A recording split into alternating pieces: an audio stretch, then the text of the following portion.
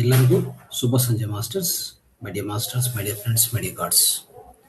ಈ ಕಾರ್ಯಕ್ರಮ ಪ್ರಾರಂಭಿಸೋಕೆ ಮುಂಚೆ ನಮ್ಮ ಪ್ರಿಯತಮ ಗುರುಗಳಾದ ಬ್ರಹ್ಮರ್ಷಿ ಪತ್ರಿಜಿಯವರಿಗೂ ಮತ್ತು ಎಲ್ಲ ಹಾಸ್ಟೆಲ್ ಮಾಸ್ಟರ್ಸ್ಗೂ ಮತ್ತು ನಮ್ಮ ಪ್ರಿಯತಮ ಗ್ರ್ಯಾಂಡ್ ಮಾಸ್ಟರ್ ಮಾತಾರ್ ಬಾಬಾಜಿಗಳು ಪ್ರತ್ಯೇಕ ನಮನಗಳನ್ನು ಸಲ್ಲಿಸ್ತಾ ಇಂದಿನ ಕಾರ್ಯಕ್ರಮ ಪ್ರಾರಂಭಿಸೋಣ.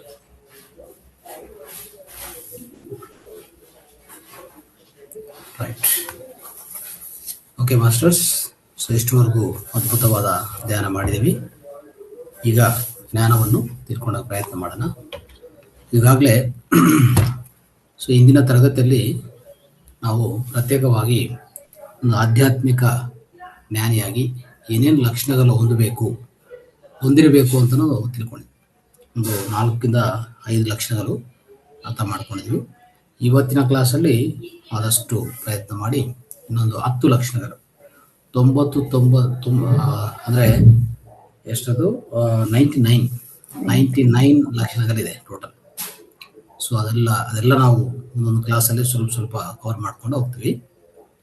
ಸೊ ಇವೆಲ್ಲ ಯಾಕೆ ತಿಳಿಸ್ಬೇಕಂದ್ರೆ, ನಾವೆಲ್ಲ ಧ್ಯಾನ ಈಗಾಗಲೇ ಒಂದು 2 ವರ್ಷ ಮೇಲೆ ಆಯಿತು. ಈಗ ಬೆಳಗ್ಗೆ ತರಗತಿ ನೋಡಿದ್ರೆ 903 ದಿವಸ 4 ದಿವಸ ಆಗಿದೆ. ಆಯಿತಾ? ವಿ ಆರ್ ನಾವು going to near about 1000 days. 1000 days ಅಂದರೆ ಎಷ್ಟಾಗುತ್ತೆ? ಅದು ಆಲ್ಮೋಸ್ಟ್ 2 ವರ್ಷ.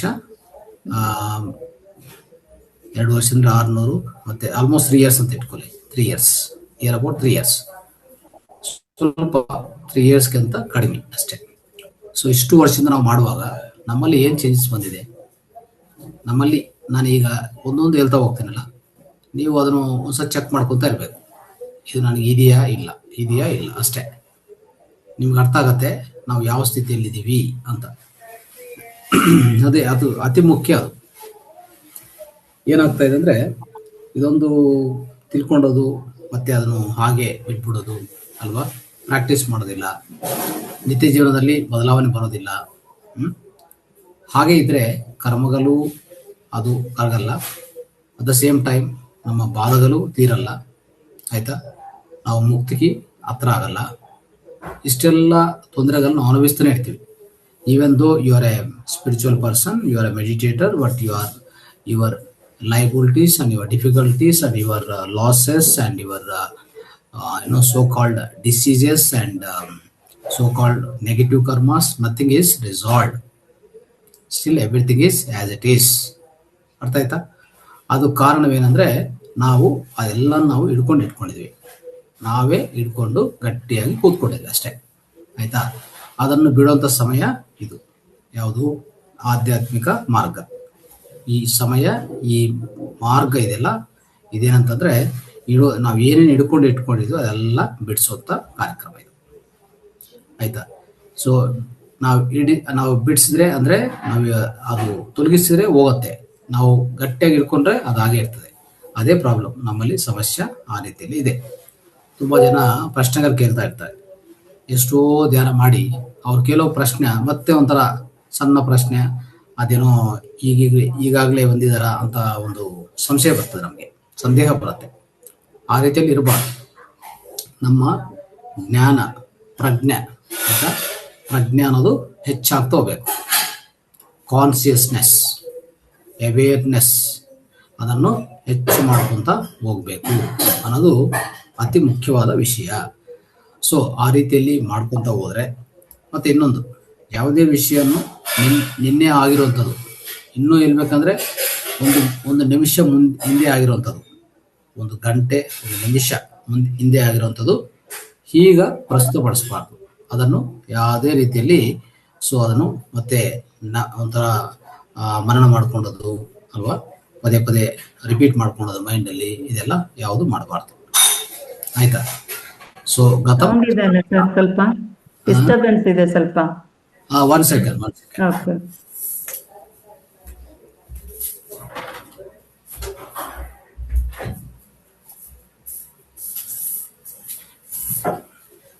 ಈಗ ಕೇಳಿಸ್ತಾ ಇದಮ್ಮ? ಕೇಳಿಸ್ತಾ ಇದೆ ಸರ್. ಹೊರಗಡೆ ಸ್ವಲ್ಪ ಡಿಸ್ಟರ್ಬೆನ್ಸ್. ಕ್ಲಿಯರ್ ಆಗಿ ನಾವು clear, right? Okay. Yes sir. So ಇಲ್ಲಿ ಅತಿ ಮುಖ್ಯವಾದ ವಿಷಯ ಏನಂದ್ರೆ, ಸ್ಪಿರಿಚುವಾಲಿಟಿಯಲ್ಲಿ ಎಸ್ಪೆಷಲಿ ನೆನ್ಪಿಟ್ಕೊಳ್ಳಿ, ಸ್ಪಿರಿಚುವಾಲಿಟಿ ಅಂತಂದ್ಮೇಲೆ ಆ ಕ್ಷಣದಲ್ಲಿ ಜೀವಿಸೋದೇ ಸ್ಪಿರಿಚುವಾಲಿಟಿ. ಅದೇ ಆನಂದಕ್ಕೆ ಕಾರಣ. ನಿಮ್ಮ ನಿಜವಾದ ಆನಂದ ಅಂದರೆ ಶಾಶ್ವತವಾದ ಸಂತೋಷ, ನಿಜವಾದ ಆನಂದ. That's called ಬ್ಲಿಸ್ಫುಲ್ನೆಸ್. ಅದನ್ನು ಅನುಭವಿಸ್ಬೇಕಂದ್ರೆ ಆ ಕ್ಷಣದ ಜೀವನವೇ ಅತಿ ಮುಖ್ಯವಾದದ್ದು. ಆಯ್ತಾ? ಆ ಕ್ಷಣದ ಜೀವನ ಅಂತ ಅರ್ಥ ಏನಂದರೆ, ಹಿಂದೆ ಏನೋ ಆಗಿರ್ಬೋದು, ಹಿಂದೆ ಯಾರೋ ಏನೋ ಅನಿರ್ಬೋದು, ನಿಮ್ಮನ್ನು ನೀವೇನೋ ಕೇಳಿಸ್ಕೊಂಡಿರ್ಬೋದು, ಅದು ನಿಮಗೆ ಕೆಟ್ಟದಾಗ ಅನಿಸಿರ್ಬೋದು. ಬಟ್ ಈ ಕ್ಷಣ ಅದು ನಮ್ಮ ಮೈಂಡಲ್ಲಿ ಇಲ್ಲ ಅಷ್ಟೇ. ನಾನು ಫ್ರೆಶ್ ಆಗಿ ಕೂತ್ಕೊಂಡಿದ್ದೀನಿ ಅಷ್ಟೇ. ನನ್ನ ಶ್ವಾಸ ನಾನು ಅಷ್ಟೇ. ನನ್ನ ಶ್ವಾಸನೇ ನನ್ನ ಮುಕ್ತಿಗೆ ಮಾರ್ಗ ಅಲ್ವಾ? ಆ ಶ್ವಾಸ ಜೊತೆಗೆ ನಾನಿದ್ದೀನಿ ಅಷ್ಟೇ. ಅರ್ಥ ಆಯ್ತಾ? ಸೊ ಆ ರೀತಿಯಲ್ಲಿ ಪ್ರತಿಯೊಬ್ಬ ಯೋಗಿ ಅದೇ ಪ್ರಾಕ್ಟೀಸನ್ನು ನಿತ್ಯವಾಗಿ ಮಾಡ್ತಾ ಇರ್ತಾರೆ. ನಾವು ನಮ್ಮ ಜೀವನದಲ್ಲಿ ಅಳವಡಿಸ್ಕೋಬೇಕು ಅನ್ನೋದು ಅತಿ ಮುಖ್ಯವಾದ ವಿಷಯ. ಅದೇ ಇಲ್ಲಿ ಚರ್ಚೆ ಮಾಡ್ತಾ ಇದ್ವಿ. ಆಧ್ಯಾತ್ಮಿಕ ಲಕ್ಷಣಗಳಲ್ಲಿ ಅತಿ ಮುಖ್ಯವಾದ ವಿಷಯ ಏನಂದರೆ, ನನ್ನ ಶ್ವಾಸ ಜೊತೆಗೆ ನಾನು ಧ್ಯಾನ ಮಾಡುವಾಗ ಹೇಗೆ ಎಚ್ಚರಿಕವಾಗಿರ್ತೀನೋ, ನನ್ನ ಜೀವನದಲ್ಲಿ ನನ್ನ ಕೆಲಸ ಆಗಲಿ, ಆಯಿತಾ, ಆ ಕ್ಷಣದ ಸಮಯ ಏನಿದೆಯೋ, ಆ ಪ್ರಸ್ತುತ ಮೂಮೆಂಟ್ ಏನಿದೆಯೋ, ದಿ ಪ್ರೆಸೆಂಟ್ ಮೂಮೆಂಟ್ ಅಂತ ಹೇಳ್ತೀವಿ ನಾವು. ಆಯಿತಾ? ಆ ಮೂಮೆಂಟ್, ಆ ಕ್ಷಣ, ಆ ಸನ್ನಿವೇಶ ಜೊತೆಗೆ ನೀವು ಒಗ್ಗಟ್ಟಾಗಿರಬೇಕು ಯಾವುದೇ ರೀತಿಯಲ್ಲಿ. ಓಕೆ? ಸೊ ಇಲ್ಲಿದ್ದು ಇನ್ನೊಂದು ಆಲೋಚನೆ ಮಾಡೋದು ಅಲ್ವಾ, ಇಲ್ಲಿ ಮಾಡ್ತಾ ಇರೋಂಥ ಕೆಲಸನ ಬಿಟ್ಟು ಆಲೋಚನೆ ಬೇರೆ ಕಡೆ ಹೇಳೋದು, ಇದೆಲ್ಲ ಅಂದರೆ ಇದೆಲ್ಲ ಬೇಕಾಗಿಲ್ಲ. ಅದೆಲ್ಲ ತೊಲಗಿಸ್ಕೋಬೇಕು ನಾವು. ಅದೆಲ್ಲ ಪಕ್ಕಕ್ಕೆ ತೊಲಗಿಸ್ಕೊಂಡು ನಾವು ಬರಬೇಕಾಗಿರೋದು ಏನಂದರೆ, ದೇಹ, ಮನಸ್ಸು, ಆತ್ಮ ಮೂರು ಒಂದು ಲೈನಲ್ಲಿ ಬರಬೇಕು. ಆಯಿತಾ? ಸೊ ಇದನ್ನೇನಂತ ಹೇಳ್ತೀವಿ ಅಂದರೆ, ಎಷ್ಟೋ ಸಲ ಹೇಳ್ತಾನೆ ಇದ್ದೀನಿ, ಮತ್ತೆ ರಿಪೀಟ್ ಮಾಡ್ತಾ ಇರ್ತೀನಿ. ಇದು ಅತಿ ಮುಖ್ಯವಾದ ವಿಷಯ. ಇದಿದ್ರೆ ಏನಾಗುತ್ತೆ ಗೊತ್ತಾ, ನಮ್ಮಲ್ಲಿ ಯಾವ ದುಃಖ ಇಲ್ಲ. ದುಃಖ ಅನ್ನೋದು ಯಾವ ಬರುತ್ತೆ ಗೊತ್ತಾ, ಹಿಂದಿನ ಅಂಶಗಳಿಗೆ ಹೋಗ್ಬೇಕು, ಇಲ್ಲ ಮುಂದಿನ ಭಯಕ್ಕೆ ಹೋಗ್ಬೇಕು. ಹಿಂದಿನದು ದುಃಖ ತಂದು ಕೊಡ್ತದೆ. ಆಯ್ತಾ? ಮುಂದಿನದು ಭವಿಷ್ಯ ಏನು ಮಾಡ್ತದೆ, ನಿಮಗೆ ಭಯ ತಂದು ಕೊಡ್ತದೆ. ಆ ಭಯವಿಲ್ಲದೆ, ಈ ದುಃಖ ಇಲ್ಲದೆ ಪ್ರಸ್ತುತ ಕ್ಷಣದಲ್ಲಿ ನಾನು ಜೀವನ ಮಾಡ್ಕೊಳ್ತಾ ಹೋದ್ರೆ ನನಗೆ ನಿರಂತರವಾಗಿ ನಿತ್ಯಾನಂದ, ಸಚ್ಚಿದಾನಂದ ನನ್ನಲ್ಲಿ ಇರ್ತದೆ. ಅಷ್ಟೇ ಇರೋದು. ಇದೊಂದು ಟೆಕ್ನಿಕ್ಕು ಪ್ರತಿಯೊಬ್ಬರು ಕಲಿಸ್ಕೊಡ್ತಾನೆ ಇರಬೇಕು, ಮಕ್ಕಳಿಗೆ ಎಸ್ಪೆಷಲಿ. ಆಯಿತಾ? ಸೊ ಏನೇನೋ ತಲೆದಲ್ಲಿ ಇಟ್ಕೊಂಡು ನೋಡಿ, ಈಗ ಹೋಗ್ತಾ ಹೋಗ್ತಾ ಹೋಗ್ತಾ ಬೆಳೀತಾ ಇರುವಾಗ ಸಣ್ಣ ವಯಸ್ಸಲ್ಲಿ ನೋಡಿ, ಅವನು ಒಂದು ಏಟು ಹೊಡಿ, 2 ಏಟು ಹೊಡಿ, ಮತ್ತೆ ಒಂಥರ ತಾಯಿ ಹತ್ರ ಎಷ್ಟೋ ಪ್ರೇಮಪೂರ್ವಕವಾಗಿ ಬರ್ತಾನೆ. ಅದು ಯಾವುದು ನೆನಪೇ ಇಟ್ಕೊಡಲ್ಲ ಅವರು. ನೀವು ಬೇಕಾದ್ರೆ ಅಬ್ಸರ್ವ್ ಮಾಡಿ. ಆಯಿತಾ? ಅದೇ ನೀವು ಅದ್ಯಾವುದು ಒಂದು 5 ವರ್ಷ ಮಕ್ಕಳು ಅಲ್ವಾ, ಸಣ್ಣ ಮಕ್ಕಳು, ಒಂದು 10 ವರ್ಷ ಅಂತ ಇಟ್ಕೊಳ್ಳಿ, ಓಡಿದ್ರೆ ಅವನು ಒಂದು ದಿವಸ ಬರೋದಿಲ್ಲ ನಿಮ್ಮ ಹತ್ರ. ನೆಕ್ಸ್ಟ್ ಡೇ ಅಫ್ಕೋರ್ಸ್ ಬರ್ಬೋದು. ಅದೇ ಒಂದು 15-20 ವರ್ಷ ಅವನ್ನೇನಾದ್ರೂ ಬೈದ್ರೆ ಒಂದು ವಾರ ನಿಮ್ಮ ಹತ್ರ ಮಾತಾಡೋದೇ ಬಿಟ್ಬಿಡ್ತಾನೆ. ಯಾಕೆ ಇದೆಲ್ಲ ಆಗ್ತಾ ಇದೆ ಅಂತಂದ್ರೆ, ಈ ವಿಷಯಗಳು ಅವನ ಮೈಂಡಲ್ಲಿ ಇಟ್ಕೊಳ್ಳೋದು ಶುರು ಮಾಡ್ತಾರೆ. ಅವನು ಸಣ್ಣ ವಯಸ್ಸಲ್ಲಿರುವಂಥ ಆ ಕ್ಷಣದ ಜೀವನ ಅಂತಿದೆಯಲ್ಲ, so living with the present moment ಅನ್ನೋದು, ಅದನ್ನು ಮರಿತಾನೆ. ಹೋಗ್ತಾ ಹೋಗ್ತಾ ಹೋಗ್ತಾ ಹೋಗ್ತಾ ಹೋಗ್ತಾ ಅದು ಕಡಿಮೆ ಆಗ್ತಾ ಬರ್ತದೆ. ಯಾಕಂದರೆ ಸೊಸೈಟಿಯಲ್ಲಿ ಅನೇಕ ಅಂಶಗಳು ಹೋಗಿ ಒಳಗಡೆ ಸೇರ್ಕೊತವೆ. ಆಯಿತಾ? ಅವಾಗ ಅವನು ಆ ಪ್ರೆಸೆಂಟ್ ಮೂಮೆಂಟಿಂದ ಆಚೆ ಕಡೆ ಹೋಗೋದು ಶುರು ಮಾಡ್ತಾನೆ. ಆಯಿತಾ? ಅಲ್ಲಿಂದ ಅವನ ಜೀವನ ಒಂಥರ ದುಃಖಪೂರ್ವಕವಾಗಿ ತಯಾರಾಗ್ತಾ ಹೋಗ್ತದೆ. ಅಷ್ಟುವರೆಗೂ ನೋಡಿ, ಯಾವುದೇ ಕಷ್ಟ ಬರಬಾರ್ದು, ಕರ್ಮಗಳು ಬರಬಾರ್ದು, ತೊಂದರೆಗಳು ಬರಬಾರ್ದು ಅನ್ಕೊಂಡೋದು ಒಂಥರ ಅವಿವೇಕ ಅಂತಲೇ ಹೇಳ್ಬೋದು. ಆಯಿತಾ? ಕಷ್ಟ, ಕರ್ಮ, ದುಃಖ, ಆಯಿತಾ, ನಷ್ಟ ಇವೆಲ್ಲ ಸರ್ವಸಾಮಾನ್ಯ. ಯಾಕೆ? ನಾವು ಹಿಂದಿನ ಕರ್ಮಗಳು ಎಷ್ಟೋ ಮಾಡಿರ್ತೀವಿ, ನಮಗದು ಗೊತ್ತಿಲ್ಲ. ನನ್ನ ಜೀವನ ಎಷ್ಟೋ ಜನ್ಮಗಳಿಂದ ನಡ್ಕೊಂಡು ಬರ್ತಾ ಇದ್ದೇನೆ ನಾನು. ಈಗ ಹೇಗೆ ಹೇಳಕ್ಕೆ ಸಾಧ್ಯವಾಗತ್ತೆ? ಅಷ್ಟು ಕರ್ಮಗಳ ಫಲಿತ ಇಲ್ಲಿ ಅನುಭವಿಸ್ತಾ ಇರ್ತೀನಿ ನಾನು. ಆವಾಗ ಕರ್ಮ ಅಂದರೆ ಅದು ಯಾವುದೇ ರೀತಿಯಲ್ಲಿ ನಿಮ್ಮ ಮುಂದೆ ಬಂದ್ರೂ, ಪ್ರಸ್ತುತಪಡಿಸಿದ್ರು, ಅದ್ರ ಬಗ್ಗೆ ಚಿಂತೆ ಆಗಲಿ, ಅದ್ರ ಬಗ್ಗೆ ದುಃಖ ಆಗಲಿ ಯಾವುದು ಇಟ್ಕೋಬಾರ್ದು. ಅದನ್ನು ಅನುಭವಿಸಬೇಕು. ಅದನ್ನು ಆದಷ್ಟು ಜೋಪಾನಾಗಿ, ಅಂದರೆ ನಿಮ್ಮ ಶಕ್ತಿ, ನಿಮ್ಮ ವಿವೇಕ, ನಿಮ್ಮ ಯುಕ್ತಿ ಉಪಯೋಗಿಸಿಕೊಂಡು ಅದು ಅನುಭವಿಸಿ, ಅದನ್ನು ಆಚೆ ಕಡೆ ಕಲಿಸಿ ಅಷ್ಟೇ. ಈಸಿಯಾಗಿ ಹೋಗುತ್ತೆ. ಅದನ್ನು ವ್ಯತಿರೇಕಿಸೋದು ಪ್ರಾರಂಭಿಸಿದರೆ, ಆಯಿತಾ. ಅದಕ್ಕೆ ಇಲ್ಲಿ ಒಂದು ಲಕ್ಷಣ ಬಗ್ಗೆ ಹೇಳಕ್ಕೆ ಪ್ರಯತ್ನ ಮಾಡ್ತೀನಿ. ನಾವು ಯಾವುದೇ ಇರಲಿ ಲೈಫಲ್ಲಿ ಆಗುವಂಥ ಅಡೆತಡೆಗಳಿದೆಯಲ್ಲ, ಅದನ್ನು ಹೊಂದಿಕೊಳ್ಳುವುದು ಅಂತಾರೆ. ಏನಂತಾರೆ? ಅಡ್ಯಾಪ್ಟಬಲ್. ಆಯಿತಾ. ಆ ಹೊಂದಿಕೊಳ್ಳುವುದಿದೆಯಲ್ಲ, ಅದು ತುಂಬ ಮುಖ್ಯ. ಎಷ್ಟು ಯಾವುದೇ ಥರ ಸಿಚುವೇಶನ್ಸು, ಪರಿಸ್ಥಿತಿಗಳು ನಮ್ಮ ಮುಂದೆ ಬರಬಹುದು, ಅದು ನೆನ್ಪಿಟ್ಕೊಳ್ಳಿ. ಯಾಕೆ ಬರ್ತದೆ ಅಂತಂದರೆ, ಅದೆಲ್ಲ ಇಂದಿನ ಜನ್ಮ ಕರ್ಮ ಫಲಿತಗಳು ಬರ್ತವೆ. ಅದು ಯಾವುದೇ ತಪ್ಪಿಸೋಕ್ಕಾಗಲ್ಲ. ಅದನ್ನೇ ನಾವೇನು ಹೇಳ್ತಿದ್ರೆ ಪ್ರಾರಬ್ಧ ಕರ್ಮಗಳು ಅಂತ ಹೇಳಿರ್ತೀವಿ.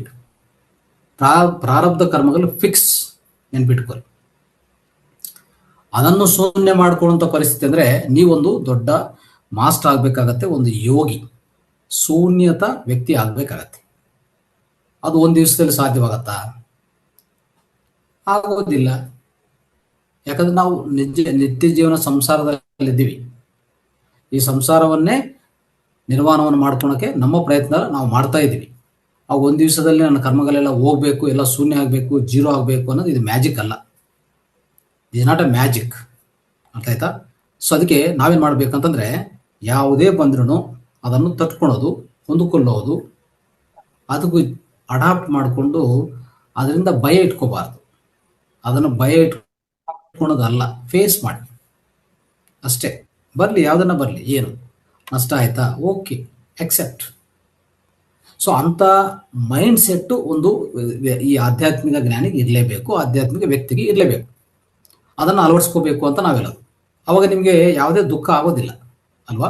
ಸೊ ಅದಕ್ಕೋಸ್ಕರ ನಾವು ಏನು ಮಾಡಬೇಕಂದ್ರೆ, ಆದಷ್ಟು ಈ ಯಾವುದೇ ತೊಂದರೆಗಳಾಗಿದ್ರೂ, ಸಿಚುವೇಶನ್ಸು, ವಿಧ ಪರಿಸ್ಥಿತಿಗಳು ಬಂದ್ರೂ ಅದನ್ನು ಹೊಂದಿಕೊಳ್ಳೋದು, ಅದನ್ನು ಫೇಸ್ ಮಾಡೋದು, ಮುಂದಕ್ಕೆ ಹೋಗ್ತಾ ಇರೋದು, ಎಲ್ಲಿ ನಿಂತ್ಕೋಬಾರ್ದು. ಅರ್ಥ ಆಯ್ತಾ? ಸೊ ಇದು ಬಹಳ ಇಂಪಾರ್ಟೆಂಟು ಒಂದು ಲಕ್ಷಣ ಆಗಿದೆ. ಆಯ್ತಾ? ಸೊ ನೆಕ್ಸ್ಟ್ ಏನಂತಂದರೆ, ಒಂದು ಆಧ್ಯಾತ್ಮಿಕ ವ್ಯಕ್ತಿಯಾಗಿ ನಾವು ಯಾವುದೇ ಒಂದು ನಂಬಿಕೆ ವ್ಯವಸ್ಥೆಯನ್ನು, ಅಂದರೆ ಒಂದು ಬಿಲೀಫ್ ಸಿಸ್ಟಮನ್ನು ಇಟ್ಕೊಳಲ್ಲ ಅಲ್ವಾ. ಸೊ ನಾವು ಬಿಲೀಫ್ ಸಿಸ್ಟಮ್ ಯಾಕೆ ಇಟ್ಕೊಳಲ್ಲ ಅಂದರೆ, ಸೊ ನೋಡಿ, ಈಗ ಹಿಂದೂ ಆದರೆ ಹಿಂದೂ ಬಿಲೀಫ್ ಸಿಸ್ಟಮ್ ಅಂತಾರೆ, ಮುಸ್ಲಿಂ ಆದರೆ ಮುಸ್ಲಿಂ ಬಿಲೀಫ್ ಸಿಸ್ಟಮು, ಈಗ ಕ್ರಿಶ್ಚಿಯನ್ ಆದರೆ ಕ್ರಿಶ್ಚಿಯನು, ಜೈನ ಆದರೆ ಜೈನು, ಬುದ್ಧಿಸ್ಟ್ ಆದರೆ ಬುದ್ಧಿಸ್ಟು. ಸೊ ವಿಧ ಓಕೆ, ಜ್ಯೂಸು ತುಂಬ ಇದ್ದಾರೆ. ಸೊ ತುಂಬ ಈ ನಂಬಿಕೆ ವ್ಯವಸ್ಥೆಗಳು ಜಾಸ್ತಿ ಇದೆ ಈ ಪ್ರಪಂಚದಲ್ಲಿ. ಆಯ್ತಾ? ಸೊ ನಾವು ಯಾವುದಕ್ಕೆ ಒಂದಕ್ಕೂ ಅಂಟುಕೊಳ್ಳೋದಲ್ಲ ಅಲ್ವಾ. ಸೊ ಯಾಕಂದರೆ ನಮಗೆ ಬೇಕಾಗಿಲ್ಲ. ನಾವು ಆದಷ್ಟು ಏನಂತಂದರೆ, ನಮ್ಮ ನಂಬಿಕೆ ಏನಾಗಲಿ, ಯಾವುದೇ ಇರಲಿ, ನಮ್ಮ ಒಳಗಡೆ ಇರುವಂಥ ಅಂತರ ಆತ್ಮ ಏನಿದೆಯೋ ಅದ್ರ ಮೇಲೇ ವಿಶ್ವಾಸ, ಅದ್ರ ಮೇಲೆ ನಮ್ಮ ಗುರಿ. ಅದೇ ನಮ್ಮ ಇಂದಿನ, ಅಂದರೆ ಪ್ರತಿ ನಿಮಿಷನೂ ಅಲ್ವಾ, ನಮ್ಮ ಜೀವನದಲ್ಲಿ, ಇಡೀ ಜೀವನದಲ್ಲಿ ಆ ಒಂದು ಆಂತರಿಕ ಆತ್ಮ, ಅಂತರಾತ್ಮ ಏನಿದೆಯೋ ಅದ್ರ ಮೇಲೆ ನಮ್ಮ ಗುರಿ ಇಟ್ಕೊಂಡು, ಅದ್ರ ಬಗ್ಗೆನೇ ನಾವು ಯೋಚನೆ ಮಾಡ್ತಾ, ಅದ್ರ ಮೇಲೆ ನಂಬಿಕೆ ಇಟ್ಕೊಂಡು ಆ ಪ್ರಯಾಣವನ್ನು ನಾವು ಸಾಗಿಸ್ತಾ ಇರ್ತೀವಿ. ಅದು ಆಧ್ಯಾತ್ಮಿಕ ವ್ಯಕ್ತಿ ಮಾಡ್ತಾ ಇರ್ತಾನೆ. ಯಾವುದೇ ಒಂದು ಬಿಲೀಫ್ ಸಿಸ್ಟಮ್ಗೂ ಅಂಟ್ಕೊಂಡು, ಆಯ್ತಾ. ಸೊ ಒಂದು ಸರಿ ನೀವು ಅಂಟ್ಕೊಂಡಿದ ಮೇಲೆ ನೀವು ಆಚೆ ಕಡೆ ಬರೋದು ತುಂಬ ಕಷ್ಟ ಆಗುತ್ತೆ. ಅದು ಆಧ್ಯಾತ್ಮಿಕ ವ್ಯಕ್ತಿ ಮಾಡೋದಿಲ್ಲ ಖಂಡಿತವಾಗಿ. ಆದರೆ ಸಾಮಾನ್ಯ ವ್ಯಕ್ತಿ ಒಂದು ಬಿಲೀಫ್ ಸಿಸ್ಟಮಲ್ಲಿ ಇದ್ದೇ ಇರ್ತಾನೆ. ಯಾವುದೋ ಒಂದಕ್ಕೂ ಅಂಟ್ಕೊಂಡಿರ್ತಾನೆ, ಯಾವುದೋ ಒಂದಕ್ಕೂ ಅಟ್ಯಾಚ್ ಆಗಿರ್ತಾನೆ. ಅವನು ಇಡೀ ಜೀವನದಲ್ಲಿ ಅದನ್ನೇ ಪಾಲನೆ ಮಾಡ್ತಾ ಇರ್ತಾನೆ, ಅದನ್ನೇ ಬೋಧನೆ ಮಾಡ್ತಾ ಇರ್ತಾನೆ, ಅದನ್ನೇ ರಿಪೀಟ್ ಮಾಡ್ಕೊತಾ ಇರ್ತಾನೆ. ನಾನು ಮುಸ್ಲಿಂ, ನಾನು ಹಿಂದೂ, ನಾನು ಮುಸ್ಲಿಂ ಅಂತ ಹೇಳ್ತಾನೆ ಇರ್ತಾನೆ ಇಡೀ ಜೀವನ. ಆಯ್ತಾ? ಬಟ್ ಆದರೆ ನಾವು ಯಾರು? ಯಾವ ಮುಸ್ಲಿಂ ಅಲ್ಲ, ಹಿಂದೂ ಅಲ್ಲ, ಕ್ರಿಶ್ಚಿಯನ್ ಯಾವುದೂ ಅಲ್ಲ. ನಾನೊಂದು ಆತ್ಮ ಪದಾರ್ಥ ಅಷ್ಟೇ, ನಾನೊಂದು ಬ್ರಹ್ಮ ಪದಾರ್ಥ ಅಷ್ಟೇ ಅಲ್ವಾ.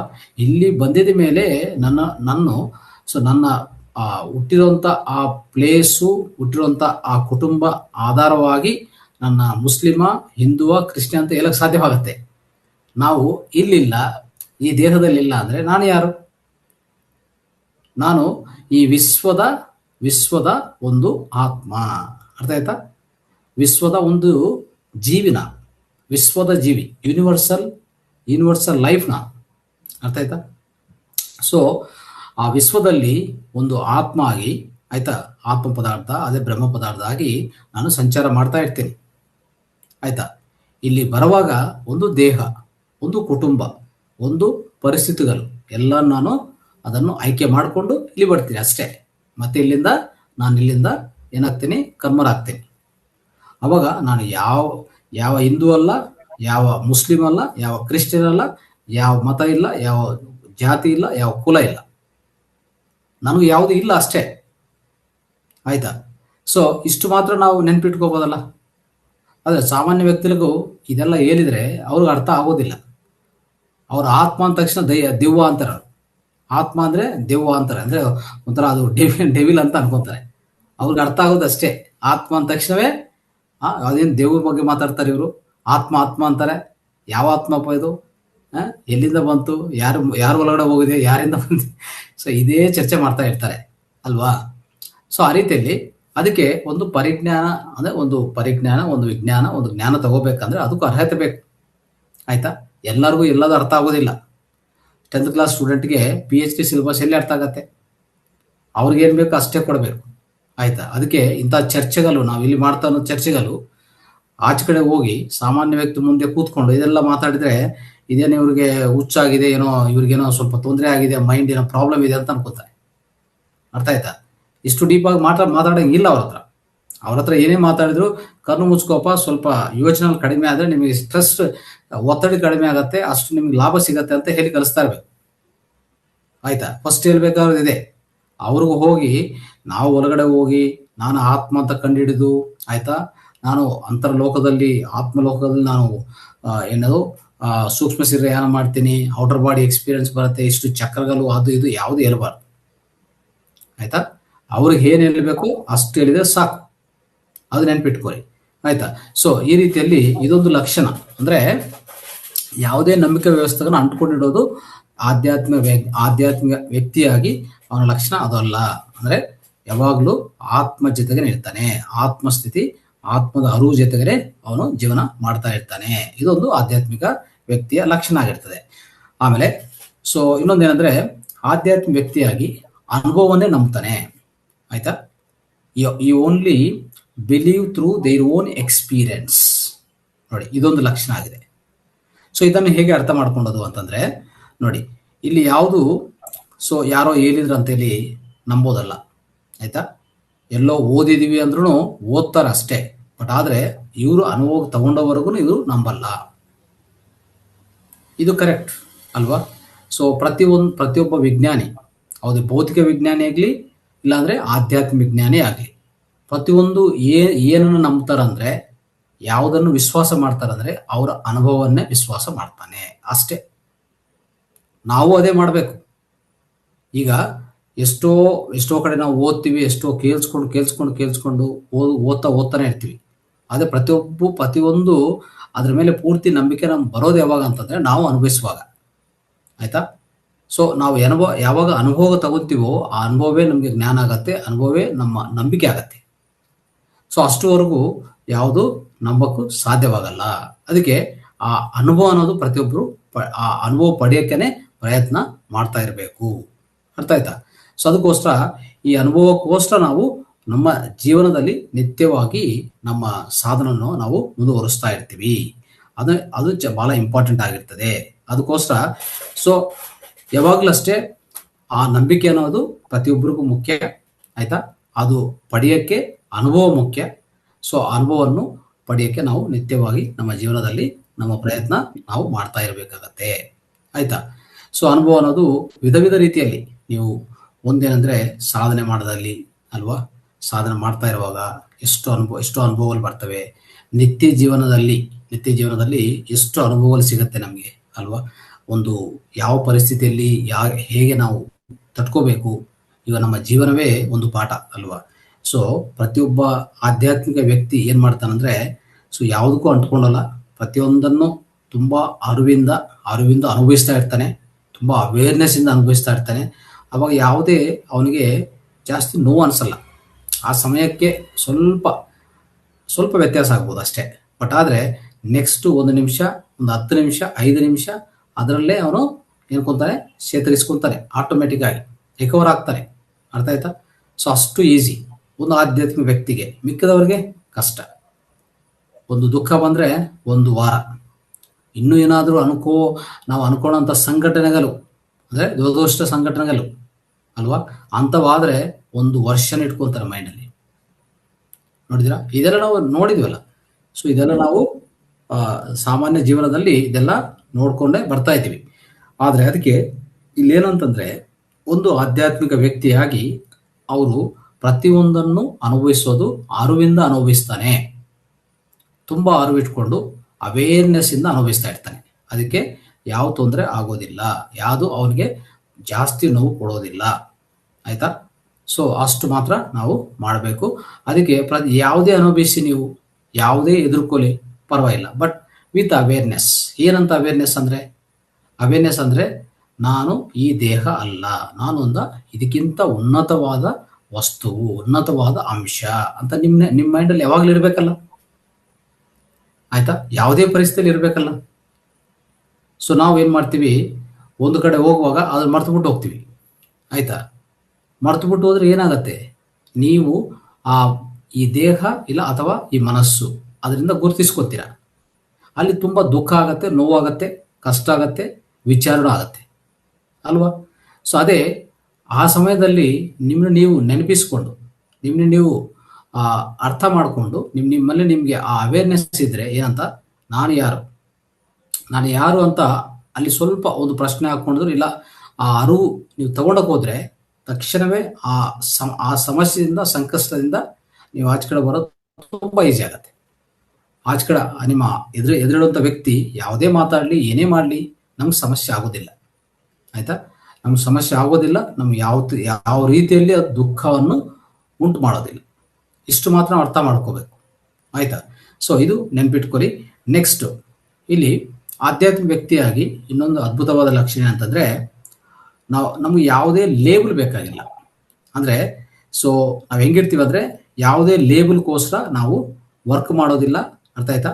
ಒಂದು ಐಡೆಂಟಿಫಿಕೇಶನ್ಗೋಸ್ಕರ ನಾವು ವರ್ಕ್ ಮಾಡೋದಿಲ್ಲ. ಅರ್ಥ ಆಯ್ತಾ? ಯಾಕಂದರೆ ನಮಗೆಲ್ಲ ಗೊತ್ತು, ಒಂದು ಆತ್ಮ ಪದಾರ್ಥ ಅಂತ ನಮ್ಗೆ ನಾವು ಆ ಅರಿವು ಇರೋದಕ್ಕೋಸ್ಕರ ನಮ್ಗೆ ಏನಾಗುತ್ತೆ ಅಂದರೆ, ಈ ಡಿಸಿಗ್ನೇಷನ್ಸು, ಇದೆಲ್ಲ ಲೇಬಲ್ಸು, ಇವೆಲ್ಲ ನಮಗೆ ಯಾವುದು ಬೇಕಾಗಿಲ್ಲ. ಯಾಕಂದರೆ ನಮ್ಗೆ ಯಾವುದು ಕಡಿಮೆ ಇದೆ ರೀ, ಏನು ಕಡಿಮೆ ಇದೆ ನನ್ನ ಹತ್ರ ಆ ಲೇಬಲ್ಸ್ ಇಟ್ಕೊಡೋಕ್ಕೆ? ಬಂದರೆ ಬರ್ಬೋದು, ನಾನೊಂದು ಅದ್ಭುತವಾದ ಒಂದು ಆಫೀಸರ್ ಆಗಿದ್ದೀನಿ ಇಲ್ವಾ.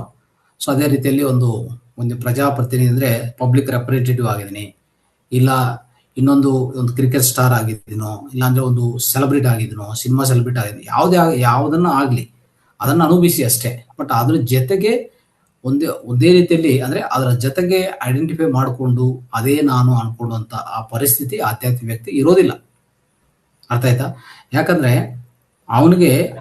ಅವನು ಒಳಗಡೆ ಇರುವಂಥ ಆ ಆತ್ಮ ಪದಾರ್ಥ ಇದೆಯಲ್ಲ, ಸೊ ಆತ್ಮ ಕ್ಷೇತ್ರ ಯಾವುದಿದೆಯೋ ಅದು ಸುಸಂಪನ್ನವಾಗಿರತ್ತೆ.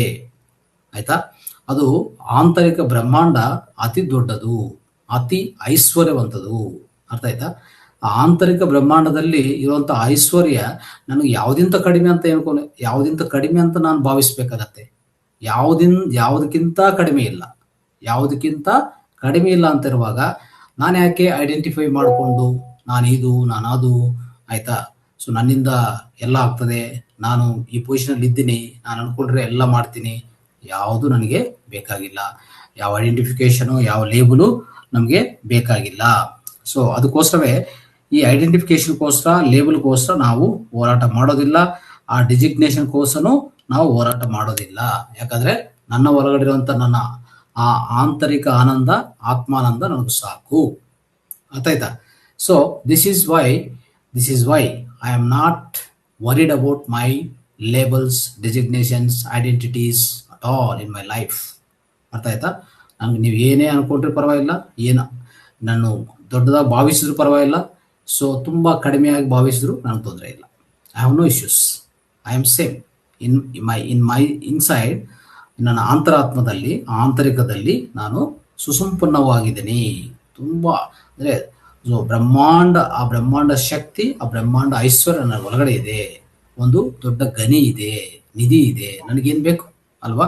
So this is very very important friends. Okay, so next ಏನಂದರೆ, ಒಂದು ಆಧ್ಯಾತ್ಮಿಕ ವ್ಯಕ್ತಿಯಾಗಿ ಅವನಲ್ಲಿ ಏನಿರ್ತದೆ ಅಂದರೆ ಜೀವನದ ಬಗ್ಗೆ ಒಂದು ಡೀಪ್ ಅಂಡರ್ಸ್ಟ್ಯಾಂಡಿಂಗ್ ಇರತ್ತೆ. ಅಂತಂದರೆ ಒಂದು ಆಳವಾದ ಅರ್ಥವಂತ ಅಂದರೆ ಆಳವಾದ ಅರ್ಥವಂತ ಜೀವನವನ್ನು ಅವನು ನಡೆಸ್ತಾನೆ. ಆಯಿತಾ? ಯಾಕಂದರೆ ಆ ಡೀಪ್ ಅಂಡರ್ಸ್ಟ್ಯಾಂಡಿಂಗ್ ಎಲ್ಲಿಂದ ಬಂತು ಅನ್ನೋದು ನೀವು ಅರ್ಥ ಮಾಡಿಕೊಂಡ್ರೆ ಆಯಿತಾ. ಸೊ ಇಲ್ಲೇನಂತಂದರೆ, ಸೊ ನಮಗೆ ನಮ್ಮ ಒಳಗಡೆ ಏನು ನಾನು ಯಾವ ಪದಾರ್ಥ ನಾನು ಎಲ್ಲ ಅನುಭವಿಸಿರ್ತೀನಿ ಈಗಾಗಲೇ ಆ ಧ್ಯಾನದಲ್ಲಿ, ಆ ಪ್ರಾಕ್ಟೀಸಲ್ಲಿ.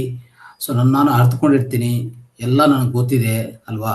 ಸೊ ಆ ಥರ ಇರುವಾಗ ನನ್ನ ಲೈಫ್ ಬಗ್ಗೆ ನನಗೆ ಪೂರ್ತಿ ಅಂಡರ್ಸ್ಟ್ಯಾಂಡಿಂಗ್ ಇರುತ್ತೆ. ಅರ್ಥ ಆಯ್ತಾ? ಸೊ ಯಾಕಂದರೆ ನಾನು ಯಾವಾಗಲೂ ಆ ಟ್ರೂತ್ ಅಂದರೆ ಹೇಳ್ಬೇಕಂದ್ರೆ ಹೈಯೆಸ್ಟ್ ಟ್ರೂತ್, ಓಕೆ, ಆ ಉತ್ಕೃಷ್ಟವಾದ, ಓಕೆ, ಉನ್ನತವಾದ ಆ ಸತ್ಯ ಅನ್ನೋದಿದೆಯಲ್ಲ ಅದರ ಜೊತೆಗೆ ನಾನು ಇರ್ತೀನಿ. ಅದಕ್ಕೋಸ್ಕರ ನನಗೆ ಒಂದು ಡೀಪರ್ ಅಂಡರ್ಸ್ಟ್ಯಾಂಡಿಂಗ್ ಲೈಫ್ ಅಂದರೆ ಏನು ಅಂತ ಒಂದು ನಿಜವಾದ ಒಂದು ಆಳವಾದ ಅರ್ಥ ನನ್ನ ಒಳಗಡೆ ಯಾವಾಗಲೂ ಇರ್ತದೆ. ಆಯಿತಾ? ಇದು ಭಾಳ ಇಂಪಾರ್ಟೆಂಟ್. ಸೊ ಯಾಕಂದರೆ ನಾನು ಆ ಹೈಯೆಸ್ಟ್ ಟ್ರೂತ್ ನನಗೆ ಗೊತ್ತಿರೋದಕ್ಕೋಸ್ಕರ ನನಗೆ ಆ ಜೀವನದ ಅರ್ಥ, ಆ ಜೀವನದ ಮೌಲ್ಯ ನನಗೂ ತುಂಬ ಚೆನ್ನಾಗಿ ಅರ್ಥ ಆಗತ್ತೆ. ಅರ್ಥ ಆಯ್ತಾ?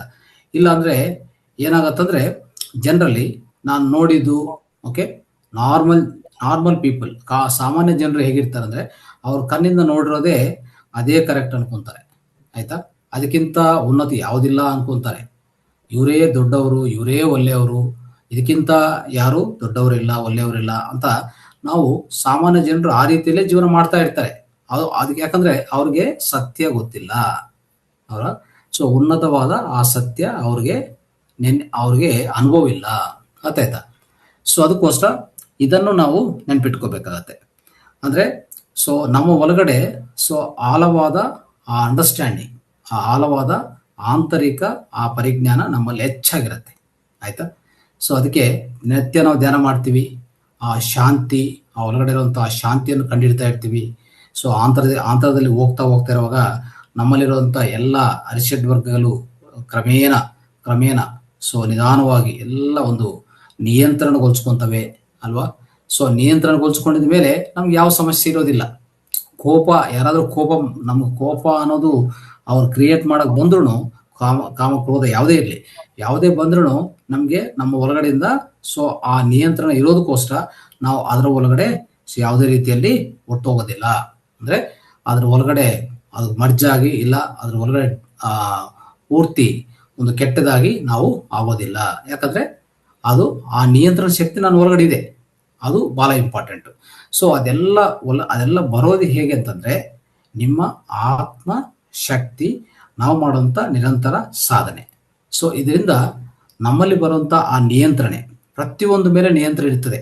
ಯಾವುದೇ ಕಾಮ ಕ್ರೋಧ ಲೋಭ ಮೋಹ ಮದ ಮಾತ್ಸರ್ಯ ಪ್ರತಿಯೊಂದು ಮೇಲೆ ನಮಗೆ ಆ ನಿಯಂತ್ರಣ ಸಿಗತ್ತೆ. ಅದಕ್ಕೆ ಸೊ ನಮ್ಮ ಜೀವನದ ಬಗ್ಗೆ, ಆಯಿತಾ, ನಮ್ಮ ಜೀವನದ ಬಗ್ಗೆ, ನಮ್ಮ ಪರಿಸರಗಳ ಜೀವನದ ಬಗ್ಗೆ, ಸೊ ಎಲ್ಲದ ಬಗ್ಗೆನೂ ನಮಗೆ ಒಂದು ಡೀಪ್ ಅಂಡರ್ಸ್ಟ್ಯಾಂಡಿಂಗು ನಮ್ಮಲ್ಲಿ ಇರುತ್ತೆ.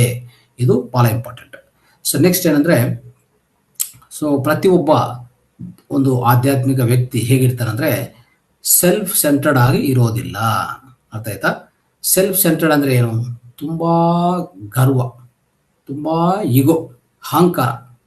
ಆಯಿತಾ? ಸೊ ನಾನು ಅಂತಂದರೆ ಅವನು ದೇಹದ ಬಗ್ಗೆನೇ ಮಾತಾಡ್ತಾರೆ. ನಾನು ಅಂದರೆ ಒಂದು ಆಧ್ಯಾತ್ಮಿಕ ವ್ಯಕ್ತಿ ನಾನು ಅಂದರೆ ಏನು? ನನ್ನ ಒಳಗಡೆ ಇರುವಂಥ ಆ ಆಂತರಿಕ ಆತ್ಮ ಪದಾರ್ಥ ಅಲ್ವಾ. ಸೊ ಅದೇ ಒಂದು ಸಾಮಾನ್ಯ ವ್ಯಕ್ತಿ ನಾನು ಅಂದರೆ ಯಾವುದು? ಅವನು ದೇಹದ ಬಗ್ಗೆ ಮಾತಾಡ್ತಾ ಇದ್ದಾನೆ ಅಂತ ಅರ್ಥ. ಬಹುಶಃ ಅವನು ದೇಹ ಮನಸ್ಸು ಬಗ್ಗೆನೇ ಮಾತಾಡ್ತಾ ಇದ್ದಾನೆ. ಅದು ನೀವು ನೆನ್ಪಿಟ್ಕೋಬೇಕು. ನಾನು ಅಂದ ತಕ್ಷಣ ಸೊ ನಿಮ್ಮಲ್ಲಿರುವಂಥ ಆ ಭಾವನೆ ಬೇರೆ, ಒಂದು ಸಾಮಾನ್ಯ ವ್ಯಕ್ತಿ ಭಾವನೆ ಬೇರೆ, ಎರಡು ಬೇರೆ ಇರ್ತವೆ, ಎರಡು ಒಂದಲ್ಲ. ಅವನು ಯಾವಾಗಲೂ ನಾನು ಅಂದ ತಕ್ಷಣವೇ ಅವನ ದೇಹ ಅವನ ಮನಸ್ಸು ಅಷ್ಟೇ, ಫಿನಿಶ್. ಆಯಿತಾ? ಇಲ್ಲಿ ನಮ್ಮಲ್ಲಿ ಒಂದು ಆಧ್ಯಾತ್ಮಿಕ ವ್ಯಕ್ತಿಯಾಗಿ, ಆಧ್ಯಾತ್ಮಿಕ ಜ್ಞಾನಿಯಾಗಿ ನಾನು ಅಂದ್ರೂ ನಾನು ರೆಫರ್ ಮಾಡೋದು ಯಾವಂದರೆ ನನ್ನ ಆತ್ಮನ ಬಗ್ಗೆ ನಾನು ರೆಫರ್ ಮಾಡ್ತೀನಿ ಅಲ್ವಾ. ಆ ಶಾಶ್ವತ ಪದಾರ್ಥದ ಬಗ್ಗೆ ನಾನು ರೆಫರ್ ಮಾಡ್ತಾ ಇರ್ತೀನಿ. ಯಾವುದೇ ರೀತಿಯಲ್ಲಿ ಈ ದೇಹ ಈ ಮನಸ್ಸು ಜೊತೆಗೆ ನಾನು ರೆಫರ್ ಮಾಡೋದಿಲ್ಲ. ಸೊ ಅದಕ್ಕೋಸ್ಕರ ನಮ್ಗೆ ಯಾವಾಗಲೂ ಅಷ್ಟೇ ಏನಾಗತ್ತಂದರೆ ಸೊ ನಮಗೆ ಬ್ರಾಡ್ ವಿಷನು, ಓಕೆ, ದೊಡ್ಡದಾಗಿ ಯೋಚನೆ, ದೊಡ್ಡದಾಗಿ ಆಲೋಚನೆ, ನಮ್ಮ ಕಾನ್ಷಿಯಸ್ನೆಸ್ ವಿಸ್ತಾರವಾಗಿರುತ್ತೆ. ಆಯ್ತಾ?